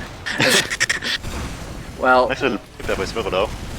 Yeah, as they want to push in, but they don't really have any advantages to the name Se7en right now, so they're just going to play it slow. They have got the greatest advantage of them all, and that's a round up over SVIFT, and with the minute more. Oh my god, did Chris just get that direct? It's kind of nice little direct, neat direct. Ams will go down. They've got a back cap Tiger behind again, and Tiger they push right back past at last. Nobody was watching it, even a Disky. SVIFT might need to open up the eyes a little bit. Tiger with the same play tries, and this time Smirro even was in low, just not in the right area, and just couldn't see it coming in. To make matters worse, if that failed, there would have been a spy on top of that. I wouldn't really call it the same play. It's the different kind of back cap, where it's not like the team just capped that second point and then, oh god, there's somebody already at last. It's just the ones where you're just not checking your corners, checking your doorways, and keeping areas clear and watched. There's double soldier aggression being controlled much better by SVIFT as they trade out damage against those soldiers. I think it's because they stuck to the lower ground. There's a lot more rockets needed to traverse to that area, and you come down with a deafening splat if you're any of these Se7en soldiers, and from there it's just easy for the scouts to put down. Yeah, Papi exactly took what he was presented and got 2 nice kills there. Once again getting this important mid-win here, 13 minutes left, the pace this game is going. 2-0 is tough to overcome, but by no means impossible. Chris just taking a few liberties here, going in early, wants to get some rockets up, but can't land 2 of the 3 he got out of his rocket launcher. Oh, lordy. We've been blessed with some TF2 tonight. There's a lot of air shots just being churned out by these 2 squads. A wrap play from AMS will get a direct onto Connor, won't find any other rockets. Some spam rockets, long range coming in from a Disky, but still not low enough, Connor, for to maybe use a Zuba or even to drop to those sort of rockets. They're looking at a big door now. Yeah. Like Amps went down, they had little bit of an opportunity, but they let it go to waste. I don't know if Papi has his banner up as well, but instead they rely on Samsy behind. I don't know if Se7en is aware of it. Amps seems really aware of what's going on there. Samsy is being hunted by both soldiers. Or is Samzi doing the hunt? Okay, no, he's definitely being hunted. he just got killed by AMS quite tidily over in this riverside. I'm surprised there wasn't a sort of flag. Oh, actually, there was a play.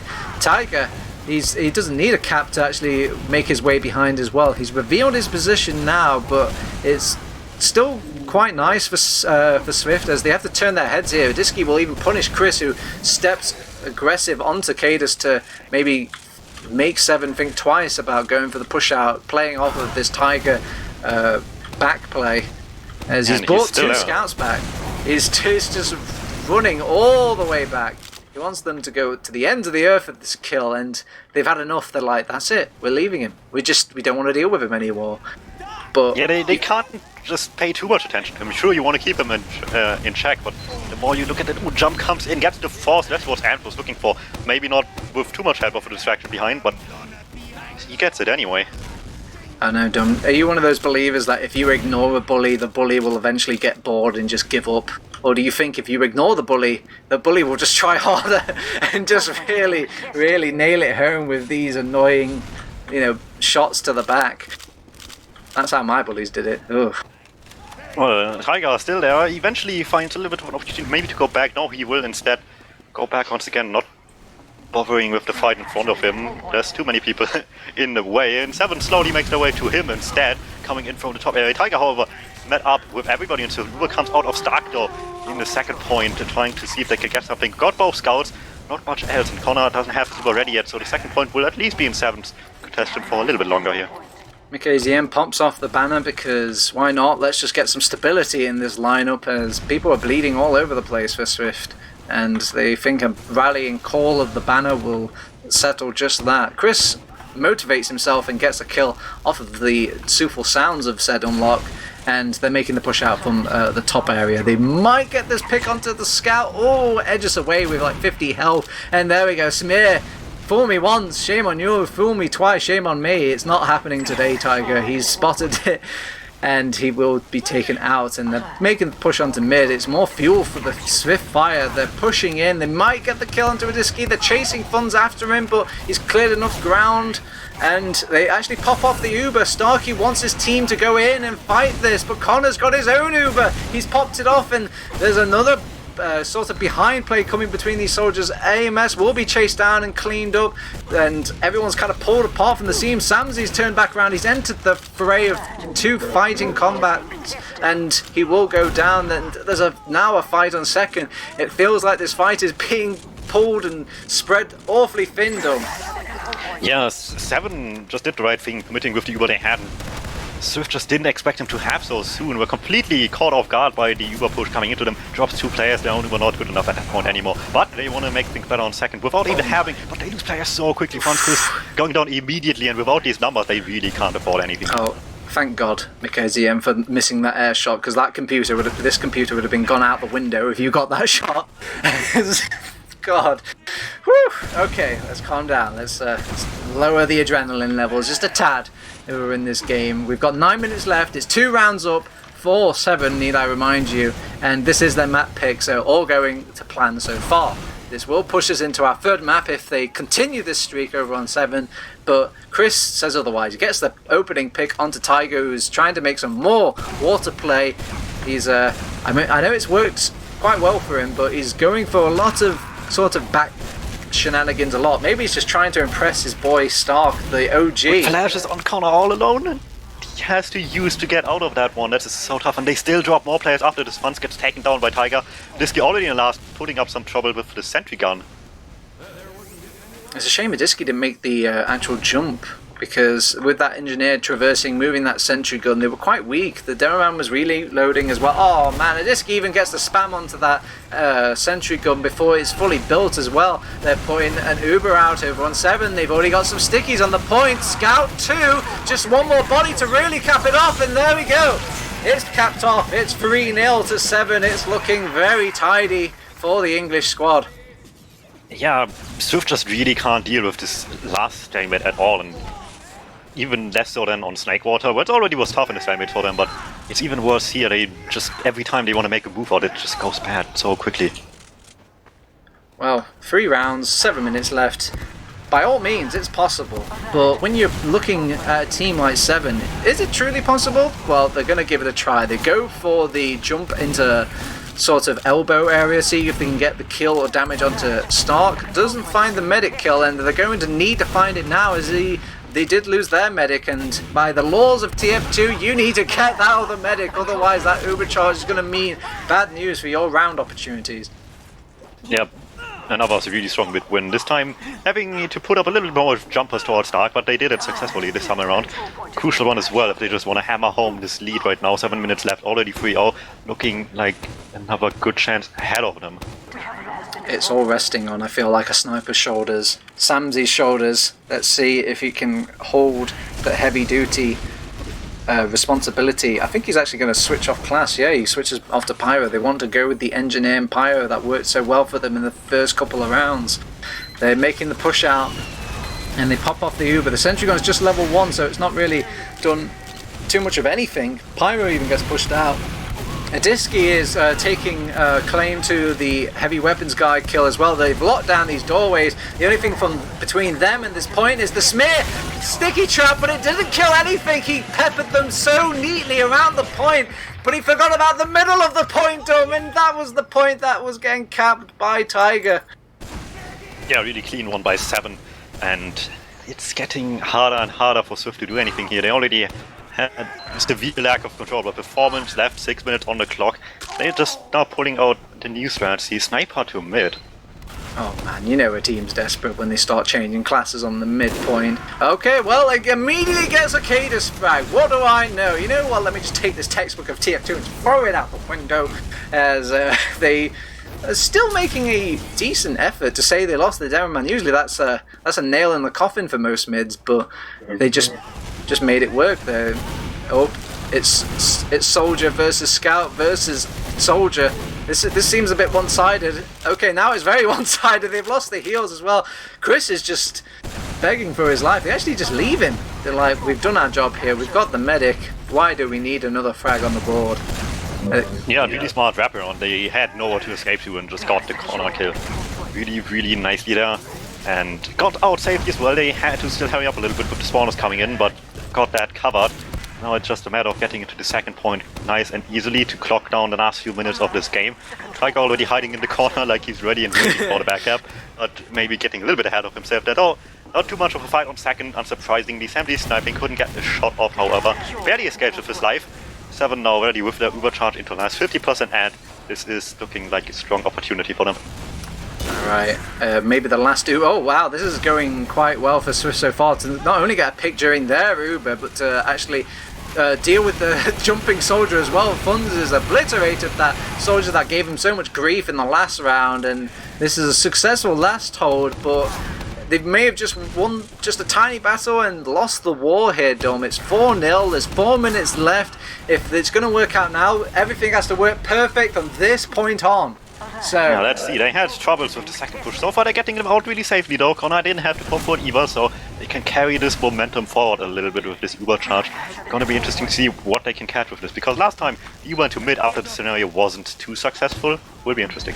We've seen some insane comebacks here on this Gully Wash map, and there's going to have to be another one for the history books here if they pull it off here on SVIFT. Connor's being pummeled by spam rocket after spam rocket, but it's just baited Adiski into the waning arms of SVIFT, and oh god, they actually used the Uber. They want to keep both of the soldiers alive during this. Somebody actually blocks the midpoint. I think that's AMS, and he lives to tell the tale. He's actually hiding in the elbow, the cheek of this finish. Soldier just to pull that off. Smear is trying to kind of equalize things, but as the dust settles and an overcharge as well for Se7en, I think it's over. 3 minutes left, and I think it's mathematically impossible to. Yeah, these like really close to over moments are where the desperation plays comes in, and it's do or die, and more likely or not you're rushing and you will die, and that's exactly what we see here. Se7en now on us already, don't want to play another 3 minutes, just pop in, get the cap, will win it in 26 minutes and like 50 seconds or so. My. Usually at this stage of an entire ETF2L, the upper bracket finals, usually the place where some of the closer games should happen, but a 5-0 in playoffs? What? Swift just had like no say outside of the midfield, and even then it was a massive improvement from Snakewater for Se7en. So Swift was just consistently stuck on these last points. Hadn't had like any say on how the game goes. Se7en maybe hadn't had the most successful tries into last most of the time until we eventually got like actually advantage situations into last later on, and like still were able to just play the game they wanted and to try again, but say things that didn't cost them too much until eventually the one round got decided on the second point instead, and it just got rolling from there. All right. Well, things have shifted a gear here. Usually, the team that beats Se7en usually win out immediately in this first two maps, so they're going to have to make a bit more history here over on the Swift squad if they want to kind of knock Se7en into this lower bracket final, as they need to kind of beat them on this deciding map, which will be Process. But we could do some logs before we get into the thick of things, maybe give out some MVP awards. And what can you really dissect from a 5-0 Dom? Are the stats just as decisive for Se7en as they are in the overall scoreline? Surprisingly, not at all, really. The damage is really close, the kills are somewhat close. It's just a matter that when they did stuff, it mattered a whole lot more, and like where it happened as well, because sure, it might seem close, like team damage kill comparison-wise, but like the vast majority of it just happened on Swift's last point, that they just consistently could not leave, despite getting these kills, getting this damage off, that it just obviously will stay in Se7en's control from there on out, and their kills and damage just mattered so much more in keeping them locked where they were, and it just was very noticeable.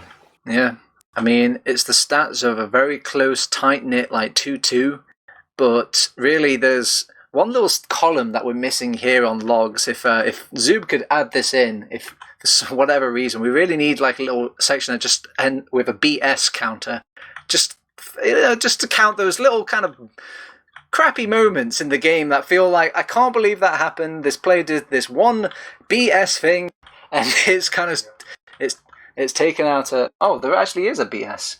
Yeah, that's backstabs. Oh, that's more for spies, though. Oh, okay, fine. We need another BS2, because you know what kind of BS I'm talking about. That's my favorite console. I'm talking about those backcat plays. I'm talking about those plays that shouldn't be happening. That shouldn't be rearing their head. Maybe it shouldn't happen, but if you let it happen and it's really your own fault, and they let it happen twice in a row as well, and it's just like this really simple stuff. Sure, there's a lot going on, but that's like the one fundamental that you can't really forget about. And oh man, look at the points capped by zone, Dom, in these Gentleman John extended stats, as the conversion rate for Se7en 63%, and God, the conversion rate is it's so bad for Swift. I guess this is the computer's way of saying their Nan could have converted better than Swift. Yeah, that's the Se7en way. They just like do what they want the way they want, and don't let you do anything else. And I think this summed up really nicely what I tried to explain earlier. Just it all happens on Swift halves outside of the midfield. Did they not even get a second point? I could have sworn they got a second at least once. It's just maybe the way you live against Se7en sometimes, if you just like can't break any stalemates against them. Oh my. Okay, well, we've seen enough. Let's bring up any sort of stat that makes Swift look good right now. We've got the medic stats. Now, we were very critical of both of these medics, or at least Dom was very critical of them. I still like your Stark and Connor, but what about these stats? Would you say they picked up their game a little bit in the second map, Dom? I don't know, it's hard to tell, because like the highlight of Connor's game was the fact that he didn't die inside a dispenser, so not much happened like surrounding these two guys. Like there were so few kills, like barely scratching over 100, like 10 or so, both teams combined, and like 7 met deaths on both of these guys together as well, 5 on Connor, 2 on Stark, and even for a 5-0, that's like nothing at all. That's 1 death for Connor around, and like half of those probably happened on the mid fight too.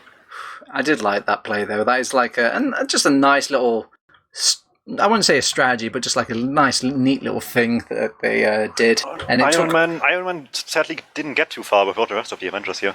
Yeah, it did take all of my willpower though, because I do have a fan going on in the background, and you know you can make that sort of little "I am Iron Man" sort of Voice. Black Sabbath? No. All right, moving on. We're going into process now. We're going to forget about the previous games because I know both of these teams should be forgetting about it now. It's all about our next map. It is our game point for both of these two teams, and it is process, a map that is voted between the map picking ban between these two teams as the least hated map or the least wanted map for hating or loving. Well, I mean, if we just saw Gully was still a really liked map. I feel like Se7en can make them hate it quite a bit if they just really put their efforts into doing that. SVIFT still offensively really likes it. They have a lot of plays they can start making on that map, but we've seen how much they struggled with Se7en's holds as well. So we've seen a bit of a theme tonight, Dom, where the mids, whoever controls the mid, controls the universe. They seem to kind of snowball all of these sort of rounds from the back of these mids. Maybe not so much the starting rounds, but at least the beginning rounds. And I mean, the starting rounds there and the beginning rounds, that's the same thing, TurboTabs. I'm talking about the ending rounds. They usually start snowballing those extra cushion rounds from these mid points. Do you think there's a team that's going to edge out on these process mids? You're going to make a bold prediction here for me, Dom? Well, it's got to be tough. Se7en had a really tough time on Snakeboard. Wow, he's truly speechless. But I guess. Wait. Oh, he's here. Wait, can he's you hear here. me? Yeah, we can hear you now. Okay. Probably just my mumble dying. Don't worry. It died half the time. Like something excited happened, and you were excited about it, and then just mid-sentence you just kind of cut off on me as well. So that happens. But I was just about to say that it's just gonna depend if Se7en can keep the pace going with the jumps and stuff like that. They struggled on Snake. They did a much better job on Gully, which is mid. Process is again a bigger one, so I don't know how much that suits them again, and it heavily will depend on that. Well, if we had to break it down by the styles of mid, traditionally I like to see process as one of those defensive maps. It does aid itself to playing defensively compared to a map like Gully Wash, where it seems to be usually the first aggressors are the one to win that map. And process, you can definitely play defensively. Some teams will only ever opt to play this mid defensively, and as the Snakewater maps have shown, SVIFT play defensive quite well. Maybe they can do it. It would be a sniper mid, but we've seen how much success they got on that with Gully Wash as well, which was, they got some kills, but they couldn't really keep control of the midpoint at all. So it's got to be weird for them to decide what they want to go for. You have it's a big one. You have a lot of options besides just being aggressive or passive or stuff like that. There's a lot of gray area in between as well with directions you want to go. Yeah, there's a lot of options, and I wouldn't be surprised if we see more than the same stuff over and over again by these teams. All right, I've asked it many times, and I do like a good prediction. Tell me, who's going to win this entire game? Who's going to take it all away? I think the server, because if I remember correctly, on Gully Wash, 20 minutes or 18 minutes left on the clock, there was a notification that said extend the server or end, and then extended it for 20 minutes. I don't know what happened with that. Now, I can't go to the betting office and say that the server's going to break. That isn't an option on the slip. Who's going to win, Se7en or SVIFT? I don't think it's going to slip out of Se7en's control at this point anymore. They got the ball rolling. And that's their biggest hurdle now, and now they just gotta get it down the hill. Okay, 3, 2, 1, we're going in, ladies and gentlemen. This is it. This is finally it! The decider who wins the upper bracket final of ETF2L Season 30 Premiership, sponsored by SVIFT Trading and Scrap.tf. TurboTabs, Dum, Wiethoofd, all your staff members and your teams are Se7en versus SVIFT. And already I'm seeing on mid is a injured Smear who has to kind of take a time out, take a lot of attention and heals away from Connor, and Connor's just kind of panicking at the seams, just like, oh my god, there's so many people to heal. Chris tries to alleviate some of this pressure, but because he was just alleviating rather than sort of beginning the pressure, it was just too much for them to follow up on over on SVIFT, so they will back out and they will give up mid. Yeah, they didn't get any control outside of their own half of mid, and it really showed. Se7en just made good use of the space given to them after this initial damage, and just rolled this forward from there with little to no kills at all. Got Papi late here as well, which just helps a little bit potentially into the last push, but seeing as it's even Ubers, it might not even off, but that quickly. Well, Chris and Disky, fluff little moment there, bump into each other in midair, excuse me.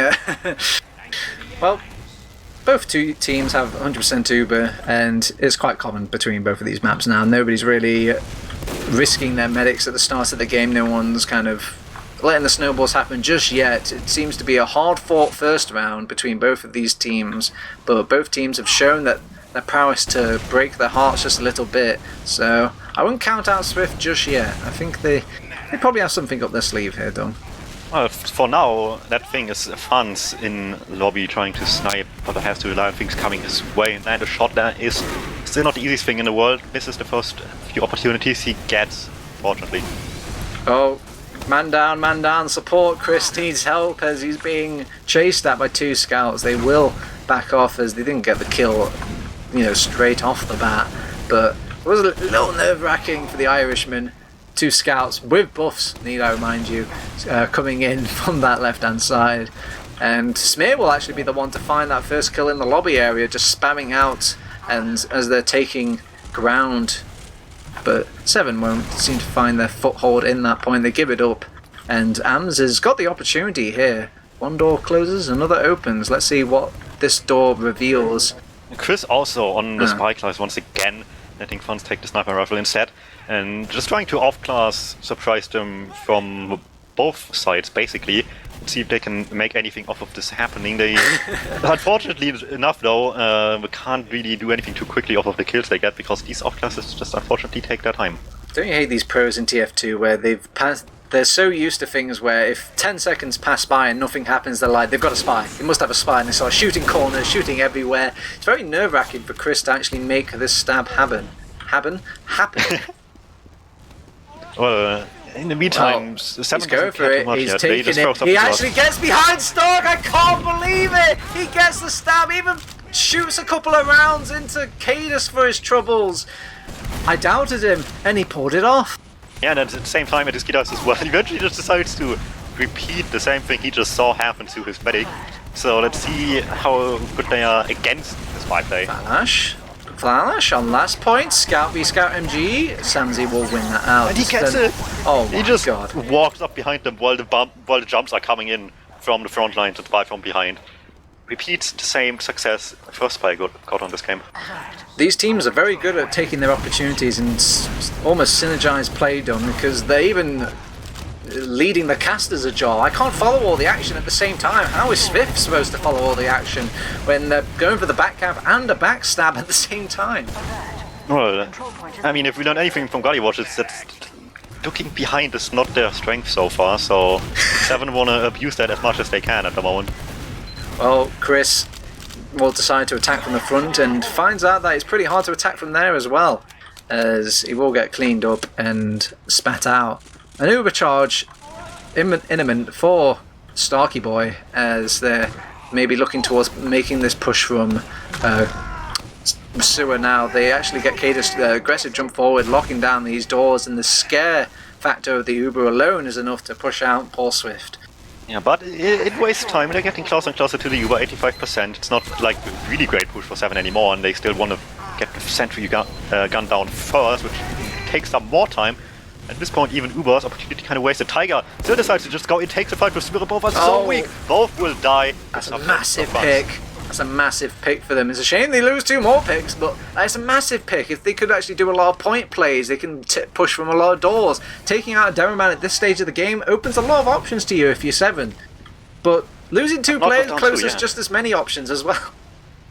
Yeah, it's going to be tough now. They rely on the sniper here, want to let Samsy reign supreme, have some trouble with it, but there's no Lash to counter that at the moment, so maybe he has some chances this time around.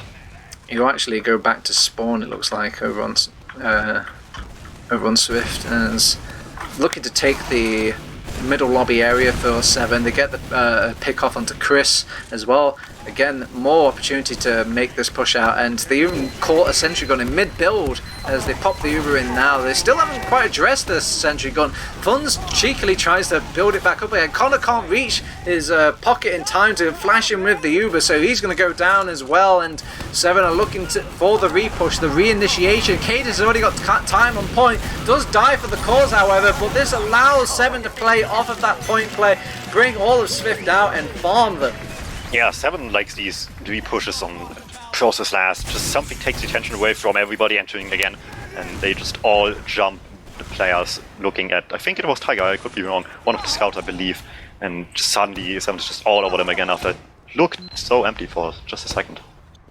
Cadis with his trademark quick Kado rollout, and he is so much earlier compared to Se7en. He's actually had to take the long route of shame, the Swedish demo man. Oh, Connor gets launched up in the air. He's getting fired by all sorts of pipes, scatterguns, rockets, and he will go down. But you got to sympathise. That was a lot of firepower being launched his way. While they're reloading on SVIFT, they are going red in the eyes. They want to take down this medic of Se7en as well, kind of equalize things out, but Se7en see this coming. It's TF2 101, baby. Your medic goes down, the enemy team is probably going to equalize it onto your medic. Yeah, but Se7en saw it coming miles away, backed out, played it safe, take their time. I haven't capped mid yet, but it will eventually be going their way with this ad as well now. But given that things took a little while, they can't just ride this momentum into last again. So it's gonna be a slow process here to get from second to last potentially, and maybe SVIFT can do something about that in the meantime. Yeah, they're pushing from PC now. Flash is checking all the doors, screaming okay to all of his squad as they enter in. They even get a sly pick onto Chris. That's AMS finding the ground, finding the players, and finding the next building blocks for this second push with this Uber, and they even haven't had to use it yet. Oh, the air shots from that sentry gun get destroyed. AMS as Cadis has now got to do a lot more work on his own, and the Uber charge, the safety net of Connor has finally been built. He's looking at Cadis in the eye. There we go. He gets cleaned up by Samzy eventually, and Se7en is holding the rest of the doorway for his squad, and I can definitely see them pushing out here with Cadis down. That opens up a lot of options like I mentioned earlier, but AMS is kind of using this opportunity to kind of push them or debate them back out, but it was a debate on top of a debate. Diski's released a third debate. He's got a kill onto the medic, and Cadis even cleaned up the rest of the players as well with just Funz left. The only way he can hold on to this if he holds close to the doors and gets some meat shots in, but there's no meat being delivered today. There's only going to be breakdancing on the last point by Flash. It's 2-0 and it's only been 9 minutes. Both teams just did like one good thing in front of one and then just stopped caring, and then the other team just came in and did their good thing at one, got the counter kills, in this case Se7en after dropping play on heals, I think a scout, and like immediately after Funz also cleaned up the medic. Snarky died, and suddenly they just all went in. Se7en and Cadis actually synchronized their jumps up this time. It looked very Olympic as they almost matched mirror for mirror. Both of the soldiers have been launched in. Adiski is fighting against Connor, and nobody was dealing with that jump, and it kind of makes you hope that if they weren't defending Connor, they should have been attacking Stark, and they've done neither of the sort. They did this weird middle ground done where they're kind of backing and forth between attack and defend, and it's lost them this mid. If one thing is for sure now, it's that the Solis are definitely performing again after the first map a little bit sketchy. Gully warmed him up, and now they're already, Ziski just gets his jump immediately, amps in late, but got 2 more kills on top of this. Not just that, but like really, really good mid-range rockets as well. Just pick SVIFT apart on these mid-fights now. It's looking just as controlled as our second map this evening, and that ended in a 5-0, and we're already at 2-0 so far. Last point pushed into this third round, and they've got an Uber charge over on Se7en. Cadis is kind of knocked back a little bit by some soldier, by some sniper and engineer sentry gun shenanigans, but eventually we'll get to that point, start laying some carpets of stickies and gets a bit of damage in, but not as much damage as he did last time. A much greater foothold on this point, but because there's a scout on the point and everyone from SVIFT is getting onto the point, the soldier just spams it instead. 3-0 is the scoreline for Se7en. These last pushes are so chaotic too. They just don't establish proper positioning on Se7en. Normally they do that as one of the first priorities and then just initiate from there once having like a lot of space on the last point, but At the moment, they're just kind of like weaseling their way through the last point and eventually find themselves on a point. Swift just can't do anything about it, has to commit for the point and then just get cleaned up. Well, we enter another mid, and if they can fix these mid... Oh my, okay, they cannot fix these mid. Do not pass go, do not collect midpoint, get out, you've lost your demo man so early. That was a damning start to the mid if I've ever seen one. Yeah, that is just Tisky when he's feeling himself, then these kind of things just happen. However, might just not be the best thing that happens here today, since it will just means Swift leaves early. No more kills have been got, but they don't care, they just storm forward and get some more. Fun Sam, the Puppy all down already, trying to commit against this just even push here by Se7en, and wow. Chris might even get caught out before he makes it back to last. AMS has already got a eyesight onto this last point. He's gaining 3 ground for his team, and this draws eyes and ammos away from the rest of his team. They will pop off the Uber very early from SVIFT, and they do get a few kills here and there, but they have no need to pop their own Uber. They're back. They're all at the way at second point, having a picnic right now, Dom.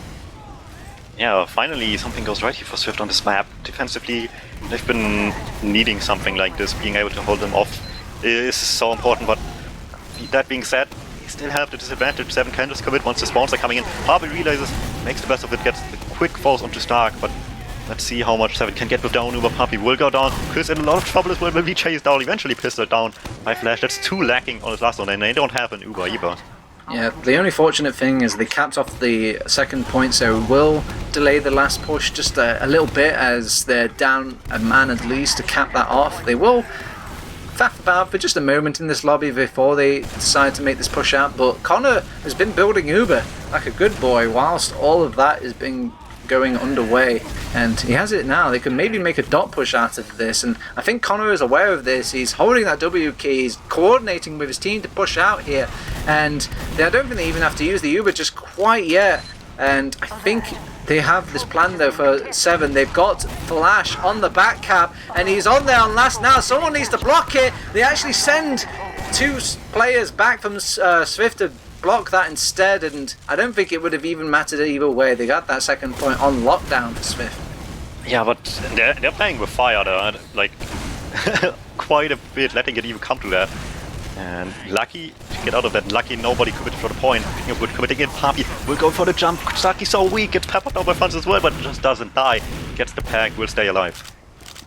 So with that soldier taken out, they've been doing a very good job of making these dry pushes every 1 second, and well, I say that AMS just got destroyed so hard he might as well leave the server as he got kind of creamed and cratered into the concrete of process. It's Chris's turn now to get creamed into the concrete as he goes with a similar sort of jump and gets bullied by just as many rockets and air stickies as well. And with that, the stalemate will continue a little bit. People just sacking in one by one right now. We've seen it before in Snakewater. Here we go. Next jump by Idisky gets a nice first rocket canyon and an air shot. No, my! And no follow-up either. Connor will stay safe for now. A little scary there, looking a bit like a Dragon Ball Z episode where everyone was flying about and they're fighting in mid-air, and the rocket was a bit too close for my liking. Connor with balls of steel not opting to pop off and looking him straight in the eye when he made that miss. So, I mean, with a player going down, it just opens all sorts of opportunities for both of these teams, and one team has bit in particular. That is Chris. He's got that spy class back up again, and he's done miracles with this class already that I thought impossible. Let's see if he pulls it off again. He's walking behind, and he's trying to pretend he's a scout. He even gets a buff, and he's like, I'll just settle for the scout kill, the soldier kill instead. He's face stabbing poor Stark! And they will get the kill onto Chris, but this has bought so much space for the rest of SVIFT now. Stark is running away, he's looking at the eyes of his... Maybe the people that can finish him off there. I'm surprised they didn't make the chase onto Stark still. It was just Cadus only alive to defend his medic there, and I feel like 2 scouts would have walked away with that any day of the week. Well, as long as they can convert off this, it won't matter too much, so they just need to make this Uber matter now. Lucky to get what they got there with a lot of chaos as well, but here we are, they will have like 50-60 by the time they enter last probably, so it's fairly possible. It just needs to all sit properly from here. 14 minutes left on the clock, and Se7en are finally being pressured at this last point in this stage of the game. They will take out that sentry gun rather quickly, even get the Adiski kill on that Pyro class as well. The next objective is to take out the heavy weapons guy or play the point, and they want to instead take the fight straight to Se7en. And the heals, the damage, the focus fight, it's all going Swift's way, and they will cap as a team on that last point. The 1 round has been claimed back from Se7en, but it's still 3-1. But it like needed such a big play and like so much stuff happening at the same time to get there in the first place. It's gotta be tough for them to keep this pace up, and Se7en on the other hand had a much easier time getting their plays done, so let's see who's got to get the better end of this now. Again, the mids, literally to put it at best for SVIFT, they haven't been going great. They could be better. They've lost in every sort of way, shape and form, and let's see if they've been bunched up already a lot by Team SVIFT, but they're doing a very good job of focus firing these aggressing players. And Pappy jumps in, makes space for his squad, draws some eyes, draws some ammo, and maybe draws some life. Flash turning around, looking them in the eye. Maybe a 1 HP warrior, but he can take you down to 0 HP. Tiger will pick up a health back. He needs health. He doesn't want to fight things on 1-digit health. And it's Scout v Scout. It's MGE at its best, and Tiger will lose the MGE. There's another one flying in. Another player is added to the queue. Oh my god, Samzy even gets out and gets a kill onto AMS, who jump a main. Samzy almost costed them a bit by turning around and not helping out the Smurder, instead going for the pack instead of just jumping backwards and shooting 3 damage scatter shot onto the scout that was this low. But hey, if you have DM, use it wisely, and he did. Well, so, I mean, I'm not sure who to call this a bad victory for, as like it was looking like it was really good for SVIFT, and then they kind of threw it a little bit, and then Se7en had it for a bit, and then they threw it a little bit as well. So, I mean, SVIFT should maybe just count themselves lucky at this point, as they do have the midpoint, and they do have a tiny advantage, and Cadus will go down to the aggression from Choke and the jump as well. They do lose Chris, but that's a roaming soldier. That is par for the course in TF2, as with a Demoman advantage over on SVIFT right now, they can maybe think about just taking a traditional 5v5 fight with the Uber and hoping that the post-Uber works out for them. Oh, so far that's the plan. Going in early, wanting to pressure Stark, get the force of early, but just costs Party's life from nothing. Adiski comes in from behind. Oh, Connor does not want to give that up for any reason. Just picks up the health pack, and it's like it never happened. So, dust settles again, still back at square one. And let's see if the second attempt between both of these teams will work out better. But that looked pretty good for Se7en. I don't think you'll get many opportunities like that. Yeah, it's gotta take them some time at least to get another one of those on the board. And let's see if they can do it. Neither of them switches classes at all in this, which is surprising. They have done that a lot this game. So it not happening in this time, it is almost not the norm anymore. And yeah, just vanilla lineups right now. You mentioned SVIFT has done a little bit more so now, and Process just go in with the even fight. Well, I mean, while we got the little stalemate go, oh, well, Chris tries to go for the bomb, but again, stalemate, it's pretty hard. As I get to ask you a fabled question I like asking my analysis casters here, Dom, is this minute mark timer, when you're like 2 rounds... He's going for another jump, he misses the air shot, and the second one too. Connor, stay safe for now. Predicted. I knew that was going to happen. That's why I didn't address it. But now, Dom, about this minute mark, there's 2 rounds up for Se7en. They're feeling pretty comfortable. But so if you're on Team SVIFT right now, what's the minute mark where you're kind of panicking a little bit about your hopes for this game? Oh, I don't think they want to let it come to that at all, and so far that's the plan. You want to get Cadus is just that key target time and time again, and Stark directly afterwards takes another meat shot, will have to pause. Yeah, so Uber forced, and Connor is in a very safe position in case there's any sort of reinitiation or counterplay from Se7en, but I don't think they're even going to give it a try. Oh wait, no, they are. Both the scouts are poking, and the soldiers are in now. They might just get mid if they're crafty enough. Adiski goes in, but he gets blocked by the blob of SVIFT, and the blob wants to bite back now, chase down these frags, gets a kill onto Tiger, but Smear overextended himself, and Flash saw the sign of weakness. AMS might get the kill onto Connor. Oh, he will survive, and with Starkey down, they could maybe continue this push on to last if they get on their little forces. I don't know what you're seeing, but I don't see a Starkey. I think he got jumped really nicely there. And I think partly it got piped down immediately after as well, but he got the kill he needed. Hello, SVIFT. There is a last point that would like to have your name on it. Where are they? They just want to go for the Uber instead. I think they're 20 seconds away from doing just that, waiting for the Uber charge instead, halfway down already. And playing it quote-unquote safe, but at the same time letting Se7en turtle up a little bit as well. Yeah, I'm not so sure about this, but I'm not in Premdom. The highest I've ever hit was like lower Div 1, so I'm going to keep my mouth zipped as we're going in with the Uber now over on SVIFT. As they do clean up the sentry gun rather quickly, they're trying to address this heavy weapons guy, but he's being pumped full of so many heals, and he's distracting and drawing so many eyeballs that they don't see the rest of Se7en just plinking away at their health and ravaging them. So there we go. That is their last defense or last attack in crumbles for SVIFT, and Se7en are capping out this second point, maybe even get a midpoint because they've got Starkey with an Uber charge rather soon.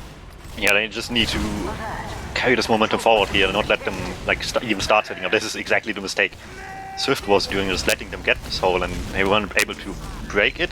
Sure, eventually it will slow down a little bit now that we reach mid to second, but Connor doesn't have yet, and Se7en should be able to use that to their advantage. Poking and prodding through this choke rate is very nice point of process that you can always make these slow pushes happen, but we lose Chris over in the computer room area, so being a little bit weaker over on... Oh god, Connor! Oh my god! Oh my lord! That was a bit scary for Connor. He actually doesn't get air shot, but gets hit on the wall and juggled back into his own lobby area. And he still doesn't pop. This man just doesn't have mouse to bind. I think he has to pop his Ubers by opening console.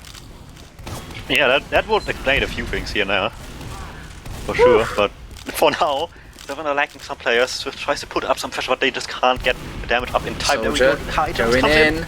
Starkey gets forced off, but there's nobody to heal. He's turning around, he's looking for his squad to get an Uber onto, but they've all just gone missing. Stark's in no man's land, he's going to go down. Flash is going to go down with him. Maybe Tiger can do his tigerly thing and start backcapping, start being a pest, but maybe this might draw away from what their intentions are, which is to get Connor down. Mission accomplished for Team 7, and when the dust settles, Tiger's the only one alive. He's actually on second point, he's going to cap this over them. He walks circles around Chris now. He's taking the 1v1 against Samsey. He might get this kill as well. Fonz ruins it. There's no fun allowed here on second, says Fonz, as he will get another soldier into the mix, fighting off poor Cadus from interrupting that fight as well. What an elongated set of affairs, Dom. And somewhere in the midst of that was a suicide air shot to kill the medic by a disky as well, which is just like the most fragged movie thing ever in this game. Soldier in, and Soldier is picked up a health pack, drawing a lot of attention. Where is the rest of their team? Ah yes, they're dying to poor Cadus over in the big door area. I mean, the big door area? The only door area, the choke area, as they will go down, and they've got the second point under wraps. Both Ubers even for both of these squads, however, so I don't think they'll be making the push into last until both of them have them ready. Yeah, but even then it will be a stalemate for pretty much certain here, and with this little time left it will be one that inherently favors Se7en. SVIFT needs something good to be able to leave here in the first place. It will be tough. They did it before, it's not completely out of the question, but Se7en will be more hard-pressed to play safe, except for maybe Flash, although I do believe you might just take the opportunity to switch classes now as well. Well, when a sniper gets picks like this usually opens up the sniper to get a bit more daring, going for other doorways, some uncommon spots, maybe sort of those flippy walkout moments where he just goes all in, goes for one shot, gets another scout kill as well. He's got to be feeling himself, this German, and feeling confident now, and I think did they get a kill onto AMS as well? He's just the mark for death guy, he's just scouting them, and he's actually a sniper, so he actually gets a kill onto Flash as well. Welcome back to the game, Flash. I hope you missed me, as he gets another kill onto that scout, and it keeps going. The love train plows on, and Se7en trying to draw some room for his team, jumps back out. Stark has had enough, he wants an Uber fight, and Connor responds with his own Uber as well. Funz is trying to chase down what kills he can get from there. Stark is kept into the second point, and Smear was not paying attention to the rest of the fight going on whilst he was trying to keep Se7en in this chokeway. And oh my god, did Samsey just pick off Cadus in like the sky? They're still fighting with this. Connor's healing from a distance as far away as he can. He will go down to the pistol though over Se7en. It's just poor Chris alive. Scout versus Soldier, MGE, Ulti-Duro. Winner takes all. Flash looking him in the eyes. Smear wants to join the fight but doesn't want to, I guess, break Gentleman's code. They will just back out instead, realizing that the respawners will eventually go Se7en's way. Wise decision. Se7en is so lucky to get away with all of this. The Uber was like so much worse than it really had any right to be, and in the end just kind of was decided by some good and some bad DM moments there in this like huge mess of a fight. Samdi had his really nice shot there, but just didn't matter in the end. Nobody else was really hitting too many shots. Came down to the wire, but Scout on high ground is Scout on high ground. Well, you know that time mark I was talking to you about, Dum, where like you should probably be a bit worried about how the game is going when it gets to this mark. It's 3 minutes left. They need to start like digging deep on over on Swift, and they might have actually dug some gold here. They've got some Ubercharge going, and they are chasing down these kills. Starkey, they've got a backup is happening. Nobody noticed Disky. They thought they cleaned up all the scouts, but he's got his own sort of pain train capping off that second point. He actually caps off the second point, so that's going to delay things for Swift, and right now time is not on their side. It's hard to say who's controlling the game at this point. I really want to say nobody does, and Se7en just kind of rolling with it. Getting someplace to at least not completely lose everything here. This backup just saves them so much after just being walked over by the supercharge. Now, Dum, I need you to get your calculator out. Is this possible here? We've got 2-round gap just to make it a draw, and there's 2 minutes left. Is it possible on a map like Process? Mathematically, yes. Pretty much so. It just matters if they can do anything with this like small advantage they have now. If they can't, it's like pretty much over. And Ski has something to say about that. Wants to jump corner, takes one, not two. Oh, they even get a kill on the flank as well. So they're still going deep with this. So they need to keep going though. I know they want to cap off second point, maybe high-five each other and feel pretty good about killing Se7en, but they need to rush things along. They've got the heavy weapons guy. They're all sharing the same damage over on Se7en here. Stark will pop off his Uber, but it might be too late. They're capped off the point right under their noses. This is exactly the kind of climate they need to make this comeback, Dom. And Connor almost ruined it as well by keeping the Uber on the point with Se7en and just like not taking it off of him, and eventually the scout was there quickly enough before Se7en realized what was going on. This is what they need. They just need it one more time, or well, two realistically. Oh no, this is the uncharacteristic from Cadus. He actually flusses rock. Oh well, that is a very nice start from Madisky. Pulls the kill completely for the BS counter I was mentioning earlier, and it's a pause. Oh wait, no, it's a lag. It's the game is so intense. Even the server's feeling a bit of hate from it. The soldier will jump in, and Se7en creates a lot of space and damage for his team, but they're just in such a pressured state that he can't keep following it up. With the medic going down now, they need to find Starkey, but he's in such a nice defensive position. I don't think they can really find the pathway to get to him, but they've got to keep going. They've got to make a push. Chris gets desperate. He jumps in with 100 health, gets immediately killed by scouts, but it's 40 seconds left on this clock and they just have to go in. What big plays do they have at their disposal here? I only see Smear on the second point. If they're giving up, is it 5-0? Or I mean, well, 5-0 in the minds of Smear and company right now. They even pop off the Uber. Starkey's like, I don't care. We just need to kind of not lose tremendously, and we've won this game, and Cadus will get cleaned up by these remaining players. There's 20 seconds left. They actually got quite a lot of kills from this. If they don't get back capped and maybe get this mid 15 seconds left, I don't think it's possible. They need to get... oh man, it's so cool to watch. Just ever so slightly too late, and I don't want to kill the mood, but I feel like Se7en would have played it a little bit safer there at the end if they had more time on my clock as well. So in the end, 3-2 and still a decently close process here. Swift took a long time to get going here though, and in the end Se7en still did right what they needed to do and overcame the weaknesses. Really tough first map into a really convincing second one. Good start on process as well, but eventually Swift took it much closer than it was initially looking, and were able to carry on momentum really nicely, but Se7en's advantage was way too strong at that point already. Okay, I know we've probably got some keen gamers looking to kind of sprout off their happiness, their desires, their sadnesses. But before we get to that, we need to get into the sad emotions of the logs, the emotional breakdown of maths. And we need to crown some MVPs here, Dum. And you're the main crowner. You're the guy who gets to decide who is the most valued player out of the entire game, let alone these maps. So tell me, what do you see on these this final set of logs? The big scout numbers, sort by kills, Sam, Flash, Tiger, all up on top. They're only little funds on the bottom with only 15 kills in comparison, but the top 3 he did so much. Sam D4's team as well, with this one life he had towards the end there, just taking out everything on Sniper, and Flash and Tiger just completely tore them apart in general, like consistently so, were huge factors for this game. My. It was, how do you, before we even get the players in here, Dom, how do you think both of these teams are feeling? I mean, it was a good match to watch. It was very close. It was down to the very last round of this game between both of them. I mean, are you happy still as your SVIFT? Because this is just the upper bracket final. It isn't the be-all or end-all of the ETF2L Season 30 League. Do you think this is just them kind of playing reserved almost between these squads?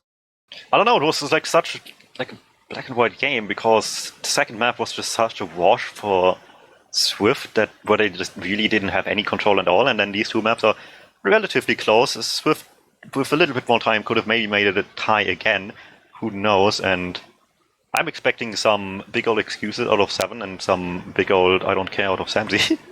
Oh, thank God. We actually see some conversion rates on the board now, and there they go. So, but we do see some damage as well. Breakdowns of the mid, because I feel like it's been very mid-centric all of tonight, and the one who wins the mid takes the map. It feels like it's been like this for Snakewater, it was like this for Gullywash, and Process is no different. You see, they do take away one mid, just one measly mid, but it's just not enough for poor SVIFT. Do you think that is the key going into the grand final, Dom? Maybe not the one thing, but definitely a big factor. The mids are such a good way to just carry momentum forward. Obviously, after that, you still need to push second last, depending on how convincing it was. But it just saves you so much effort, and we saw like how much of a big factor that was on Gullywash, where after the mid fights, it just didn't get past mid ever again for SVIFT. That it just would be such a tremendous change of pace if they did win one now. Well. All right, we're bringing into the gamers one by one, and maybe we might be joining some more. If we do, just bring them in, Wiethoofd. There's no need for formal introductions. Otherwise, I'm going to introduce into our channel. We've got Smear, Samzy, Se7en or Pappy. I guess some people like to call him some Se7en. I will try and stick with that. The God-given name for this interview. Otherwise, this is Team SVIFT joining me in. Hi guys, how are you feeling? It's alright. You go there. No! Yeah, we are completely demoralized and we're folding. True story. I quit. Rip everybody who bought the shot today. Yeah, unlucky. Well, that was one of the closest games you had with Se7en, so we're getting there, sure. You can argue about Stark all you want, but in the end, you got a map, you made it really close on product process as well, and only Gullywash is like the one thing that really sticks out here. Yeah, Gullywash was a train wreck. I think we lost Conlog every mid or something. It was the same story in process, man. I think we could have won process if we would have just managed to keep Conlog alive on any of those mids, but I don't know, we knew about what went wrong in all of these middles, but we just couldn't fix it in time. So yeah, maybe next time.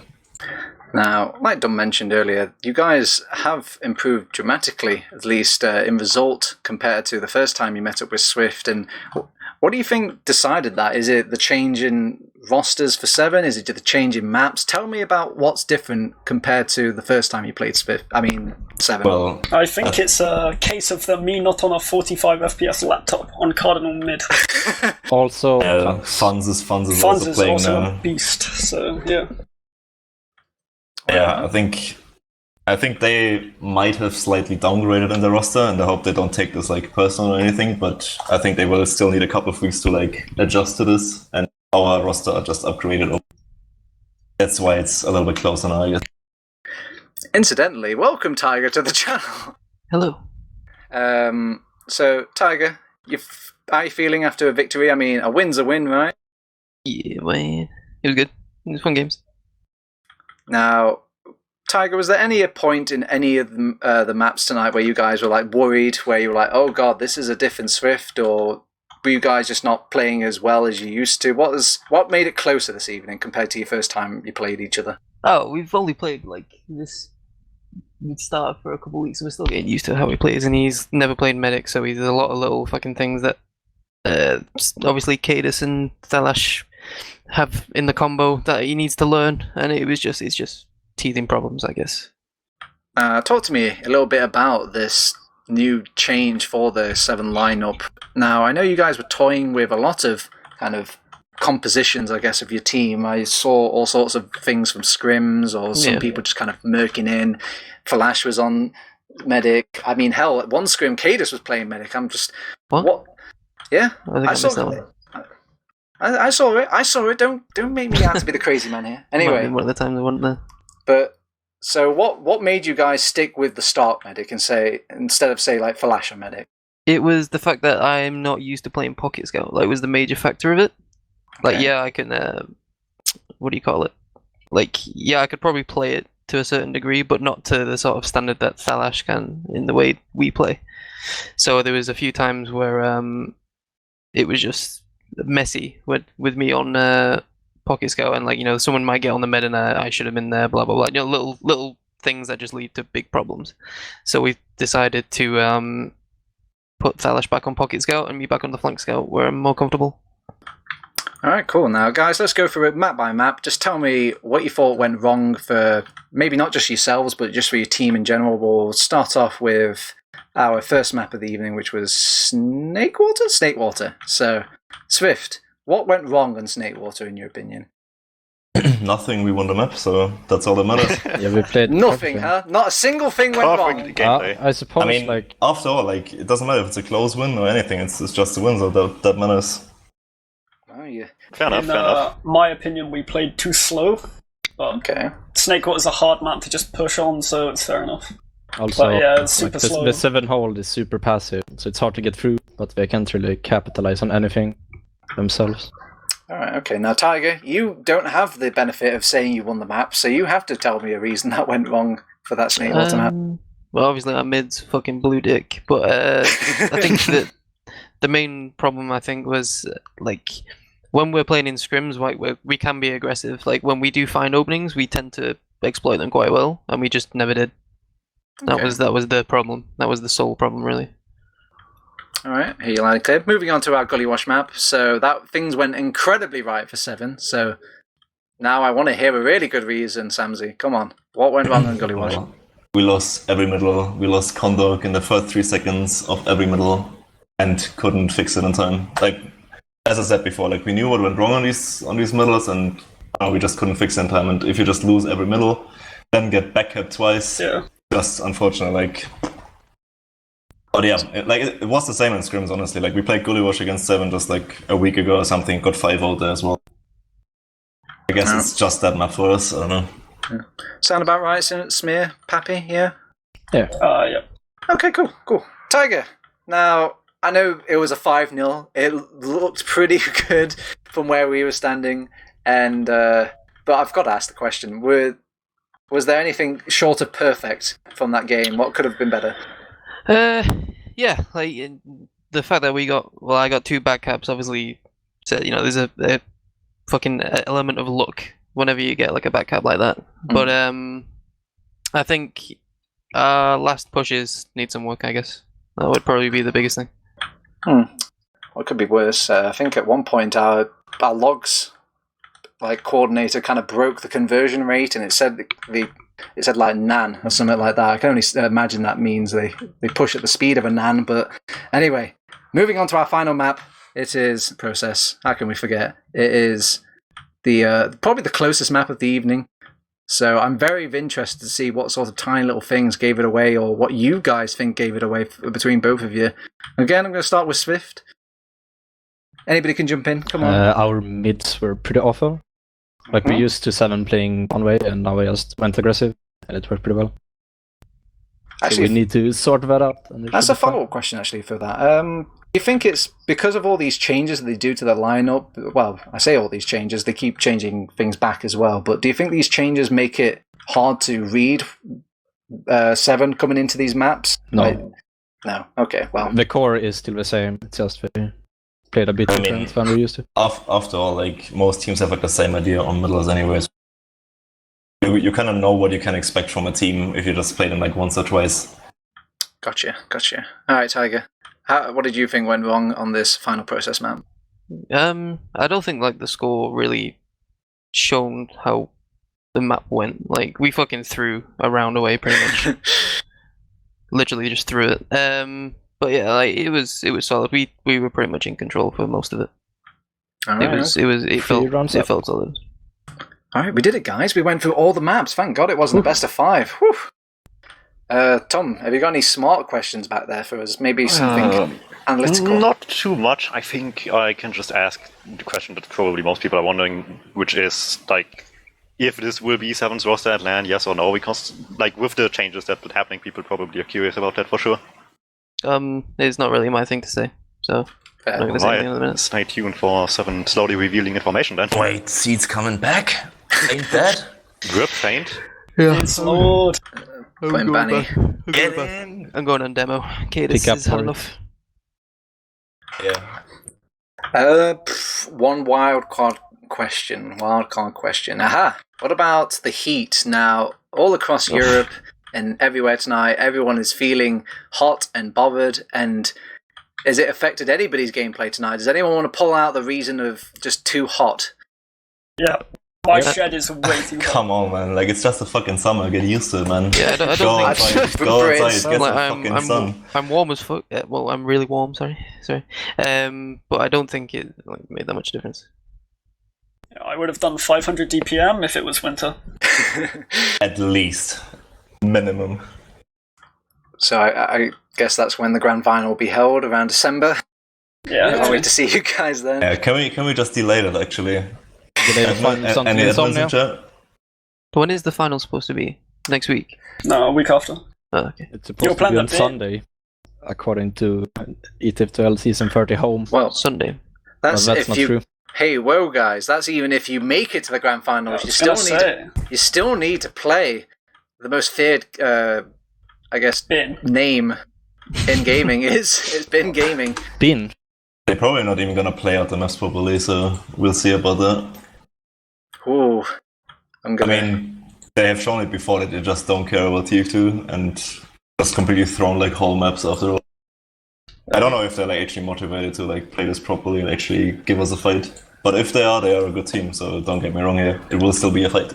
I know what you're trying to do, Sam Z. You're just trying to tell them the comments they don't want to hear, so they want to fight even harder. I know your game. Yeah, I'm just bigging them up now. Alright. Otherwise, I think I'm done. Like, wild cards, regular cards, all the questions used up. So, otherwise, that just leaves us with the shout-outs, and I guess we can go in alphabetical order. So... Alright, well, I have Alba here, so he can start. What now? Oh, Christ. Yeah. Oh, there you go. Alright, yeah, I guess you win. Alba, do you have any shout-outs? Hello. Yes, shoutouts to the boss crew, the fundraiser. Shoutouts to Saints. Shoutouts to Chris Walker Talker, TF2 and Skyper. Wait, how do I know this isn't Smear just doing a really good Alba impression? What's something only the true Alba will know? His bank details. He's got nothing. I've found him out. I knew it. I guess technically, Pappy is next. Or I guess he'll be next either way. Shout out my team. Shout out Nanya. I don't know. Shout out Se7en for playing TF2. It was fun. Smear, I guess it's your turn now. Well, first of all, shout out to Uberchain and SVIFT Trading for helping us, like Uberchain design our new sick shirt. Yeah, and that. Got us all.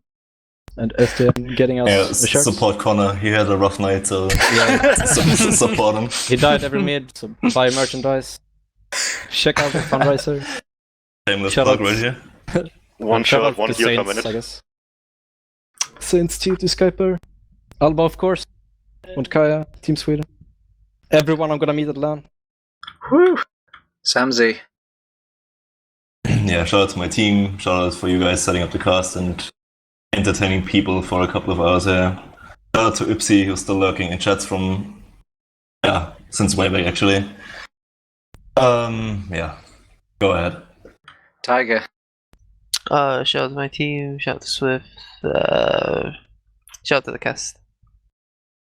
Oh boy, I do love some shout outs. Dumb. You got any special people out there? Wiethoofd just messaged me and says shout out to global warming. And with that, shout out to Wiethoofd as well for like bringing like a billion cast this week with me because Nations Cup. Oh yeah, that's we a good just point. felt we just felt like doing like billion games this week apparently, and that's been fun. It will still be fun going forward. Knockout stages are almost there. I think like 2 or 3 more games in the groups. So stay tuned for that here on TFTV and Kurzcast. Yeah, I just want to kind of really enunciate how much Dum and Wiethoofd have been organising things. I haven't been touching a lick of Nations Cup. I've casted one, but otherwise it's all these two guys. So if you love the Nations Cup, do give a prayer out to Dum and Wiethoofd. Otherwise, I'm going to give a shout out to everybody who's watched us this evening. You're the real reason we do this. Otherwise, I'm going to give a shout out to our interviewees, Pappy, Smear, Samzy, Tiger, all joining us, even a little bit of Alba as well. We can't forget him. Otherwise, I'm going to give a shout out to Dum, my co-caster, Wiethoofd for producing tonight, all of the Team Fortress TV staff, and a shout out to LAN as well. I do love a good LAN. Otherwise, we've still got just a couple more games of ETF2L Season 30 Premiership, sponsored by SVIFT Trading and Scrap.tf. You've just missed out on playoffs of the upper bracket final, but don't worry, we're going to have it up on our YouTube relatively soon if you want to play in some good old Team Fortress 2. We've got our Discord, and if you want to completely not see any activity, you can visit our Facebook page as well. If you want to see all the activity, it's over on our Twitter and our teamfortress.tv website. Other than that, I've been TurboTabs. Again, Dum, Pappy, Smear, Alba, Samzy, Tiger, Wiethoofd. Those have been all the faces this evening. Man, just cut it. Okay, fine. It's over.